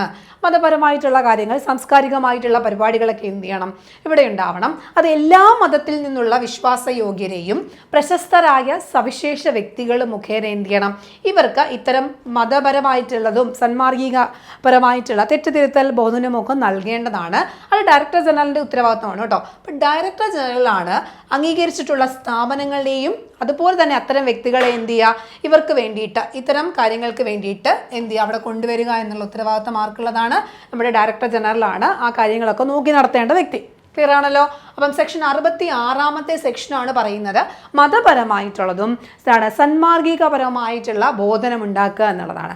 മതപരമായ എല്ലാ മതത്തിൽപ്പെടുന്ന ആൾക്കാരെയും നോക്കണം. പ്രശസ്തമായ വ്യക്തികൾ അംഗീകരിച്ചിട്ടുള്ള സ്ഥാപനങ്ങളിൽ നിന്നൊക്കെ എന്ത് ചെയ്യണം, ഇത്തരം കാര്യങ്ങൾക്ക് വേണ്ടിയിട്ട് അവിടെ പ്രവർത്തനങ്ങൾ നടത്താം എന്ന് പറയുന്ന സെക്ഷനാണ് സെക്ഷൻ 66ാമത്തെ സെക്ഷൻ. ക്ലിയർ ആണല്ലോ? ഓക്കെ, അത് 66ാമത്തെ സെക്ഷനാണ്. ഇനിയുള്ളത് ഈ പറയുന്ന പ്രസിഡന്റുകളിൽ മതപരവും അതുപോലെ തന്നെ മറ്റ് സാംസ്കാരികപരവുമായിട്ടുള്ള പരിപാടികളൊക്കെ സംഘടിപ്പിക്കുക, മറ്റ് സന്നദ്ധ സംഘടനകളൊക്കെ ഉണ്ടല്ലോ, ഇവരുടെയൊക്കെ സേവനങ്ങളൊക്കെ പ്രയോജനപ്പെടുത്തുക, ഇത്തരം കാര്യങ്ങൾ സംഘടിപ്പിക്കുക എന്നുള്ള ഉത്തരവാദിത്വം അവിടുത്തെ വെൽഫെയർ ഓഫീസറിനാണ്. വെൽഫെയർ ഓഫീസറിനാണ് ഇത്തരം പരിപാടികൾ ഓർഗനൈസ് ചെയ്യാനുള്ള ഉത്തരവാദിത്തം. ഈ പറയുന്ന മതപരമായിട്ടുള്ള സാംസ്കാരികപരമായിട്ടുള്ള കാര്യങ്ങളൊക്കെ ഓർഗനൈസ് ചെയ്യാനുള്ള ഉത്തരവാദിത്തം വെൽഫെയർ ഓഫീസറിനായിരിക്കും എന്നുകൂടി ഈ പറയുന്ന ഇതിൽ പറയുന്നുണ്ട്. ഡയറക്ടർ ജനറലാണ് കൃത്യമായി രേഖകൾ പരിശോധിക്കുക, ഈ പറയുന്ന വ്യക്തികൾ വരുമ്പോൾ അവരുടെ ഡീറ്റെയിൽസ് നോക്കുക, സംഘടനകളാണെങ്കിൽ അത്തരം കാര്യങ്ങളിലുള്ള സുരക്ഷിതത്വം ഉറപ്പുവരുത്തുക എന്നുള്ള ഉത്തരവാദിത്തം ഡയറക്ടർ ജനറലാണ്. പരിപാടികൾ ഓർഗനൈസ് ചെയ്യുന്നത് എപ്പോഴും ആരായിരിക്കണം? വെൽഫെയർ ഓഫീസറുടെ ഉത്തരവാദിത്തമായിരിക്കും. ക്ലിയർ ആണല്ലോ? ഓക്കെ. അടുത്തത് 67, സ്വഭാവ ദൂഷ്യങ്ങൾ നീക്കം ചെയ്യുന്നതും വിട്ടയക്കുന്നതിന് മുൻപായുള്ള പരിപാടികൾ. ഇപ്പോൾ ഏതൊരു തടവുകാരെ സംബന്ധിച്ച് അവരുടെ സ്വഭാവ ദൂഷ്യങ്ങൾ നീക്കം ചെയ്യുക, അത്തരം പരിപാടികൾ സർക്കാരും ഡയറക്ടർ ജനറലും ഏറ്റെടുക്കേണ്ടതും ആവിഷ്കരിച്ച് നടപ്പാക്കേണ്ടതുമാണ്. തടവുകാരുടെ സ്വഭാവ ദൂഷ്യങ്ങൾ ഉണ്ടെങ്കിൽ ആ സ്വഭാവ ദൂഷ്യങ്ങൾ മാറാനുള്ള പരിപാടി സർക്കാരും ഡയറക്ടർ ജനറലുമാണ് ഏറ്റെടുത്ത് നടത്തേണ്ടത് എന്ന് പറയുന്ന സെക്ഷൻ ഏതാണ്? സെക്ഷൻ 67 സെക്ഷനാണ്. അപ്പോൾ ഇതൊക്കെ നിങ്ങളൊന്ന് വായിച്ചു പോയാൽ മതി, നമുക്ക് പെട്ടെന്ന് കിട്ടുന്ന സെക്ഷനുകളാണ്. ഇനിയുള്ളത് സെക്ഷൻ 68, വിനോദങ്ങളും അതുപോലെ തന്നെ കായികമായിട്ടുള്ള കാര്യങ്ങൾ. ഇപ്പോൾ ഈ പറയുന്ന പ്രസിഡന്റിൽ എന്താണ്? സൂപ്രണ്ടും കീഴുദ്യോഗസ്ഥരുടെയും സഹായത്തോടെ എന്ത് ചെയ്യണം? ഈ പറയുന്ന പ്രസിഡന്റുകളിലൊക്കെ തന്നെ എന്ത് ചെയ്യണം? അന്തേവാസികളുടെ ഗുണത്തിന് വേണ്ടി ക്രമമായിട്ടുള്ള വിനോദ കായിക പ്രവർത്തനങ്ങൾ നടത്തണം. അത് ആരുടെ ഉത്തരവാദിത്തമാണ്? പ്രസിഡന്റ്, സൂപ്രണ്ടും അതുപോലെ തന്നെ അവിടുത്തെ മറ്റു ഉദ്യോഗസ്ഥരുടെയുമാണ്. അത് സെക്ഷൻ 68 വിനോദങ്ങളും കായിക പ്രവർത്തനങ്ങളെക്കുറിച്ച് പറയുന്ന സെക്ഷൻ. 69 വരുമ്പോൾ പ്രിസൺ വിട്ടതിന് ശേഷമുള്ള പരിചരണവും പുനരധിവാസവും. അപ്പോൾ ഒരു തടവുകാരൻ അദ്ദേഹത്തിൻ്റെ ശിക്ഷാ കാലാവധി കഴിഞ്ഞ് പുറത്തിറങ്ങുന്ന സമയത്ത് ഈ പറയുന്ന തടവുകാരെ പ്രിസണിൽ നിന്നും മോചിപ്പിക്കുന്നതിന് മുമ്പായിട്ട് അവരുടെ ധനപരവും സാമൂഹികവുമായിട്ടുള്ള പുനരധിവാസത്തിന് വേണ്ടിയുള്ള സഹായം നൽകേണ്ടതാരാണ്? സർക്കാരാണ്. ഒരു വ്യക്തി തടവിൽ നിന്ന് മോചിതനായി വരുമ്പോൾ അവരെ പുനരധിവസിപ്പിക്കാനുള്ള സഹായം നൽകാനുള്ള ഉത്തരവാദിത്തം സർക്കാരിനാണ് എന്ന് പറയുന്നത് സെക്ഷൻ എത്രയാണ്? സെക്ഷൻ 69. എന്താണ്? പ്രിസൺ വിട്ടതിന് ശേഷമുള്ള പരിചരണത്തെക്കുറിച്ചും അവരുടെ പുനരധിവാസത്തെക്കുറിച്ചും പറയുന്ന സെക്ഷനാണ്. ഇനി അടുത്തത് സെക്ഷൻ 70, തടവുകാർക്കുള്ള ക്ഷേമനിധിയുമായി ബന്ധപ്പെടുന്ന സെക്ഷൻ. അപ്പോൾ തടവുകാരുടെ ക്ഷേമ പ്രവർത്തനങ്ങൾക്ക് വേണ്ടി ഒരു ക്ഷേമനിധി സ്ഥാപിക്കുക. സർക്കാരാണ് അത് സ്ഥാപിക്കേണ്ടത്. ഇത് വിജ്ഞാപനം വഴി ഈ ആക്ടിൻ്റെ കീഴിൽ സംസ്ഥാനത്തെ തടവുകാരുടെ ക്ഷേമത്തിന് വേണ്ടി ഒരു നിധി സ്ഥാപിക്കുക. അതിനെ കേരള തടവുകാർക്കുള്ള ക്ഷേമനിധി പദ്ധതി എന്ന ഒരു പേരിലൊരു പദ്ധതി ആരംഭിക്കുക. അപ്പം തടവുകാരുടെ ക്ഷേമത്തിനായിട്ടൊരു നിധി ആരംഭിക്കുക. അതിന് പേര് കേരള തടവുകാർക്കുള്ള ക്ഷേമനിധി പദ്ധതി എന്ന് എന്ത് ചെയ്യുക? പേര് കൊടുക്കുക. മറ്റേ നമ്മൾ സാധാരണ ക്ഷേമനിധികളൊക്കെ ഉണ്ടല്ലോ, അന്ന് പറയുന്ന വെൽഫെയർ ബോർഡ് പോലെ തന്നെയാണിതും. ഇവിടെ എന്താണ്? തടവുകാർക്ക് വേണ്ടിയുള്ളതാണ് എന്നുള്ളതാണ് ഒരു പ്രത്യേകത എന്ന് പറയുന്നത്. ഇതിൽ കേരള തടവുകാരുടെ ക്ഷേമനിധി എന്ന പേരിൽ എന്ത് ചെയ്യണം? ഈ പറയുന്ന നിധി അവിടുത്തെ പദ്ധതികളുടെയും വ്യവസ്ഥയ്ക്കും അനുസൃതമായി സ്ഥാപിക്കണം. കേരള തടവുകാരുടെ ക്ഷേമനിധിയുമായി ബന്ധപ്പെടുന്ന സെക്ഷനാണ്. അത് നോക്കി വെച്ചിരിക്കുക. സെക്ഷൻ ഏതാണ്? സെക്ഷൻ 70 അധ്യായം 15 ഇതിനെക്കുറിച്ചൊക്കെ പറയുന്നത്. തടവുകാരുമായി ബന്ധപ്പെടുന്ന അവർക്ക് വേണ്ടിയിട്ടുള്ള ക്ഷേമ പദ്ധതികളെക്കുറിച്ച് പറയുന്ന അധ്യായം ഏതാണ്?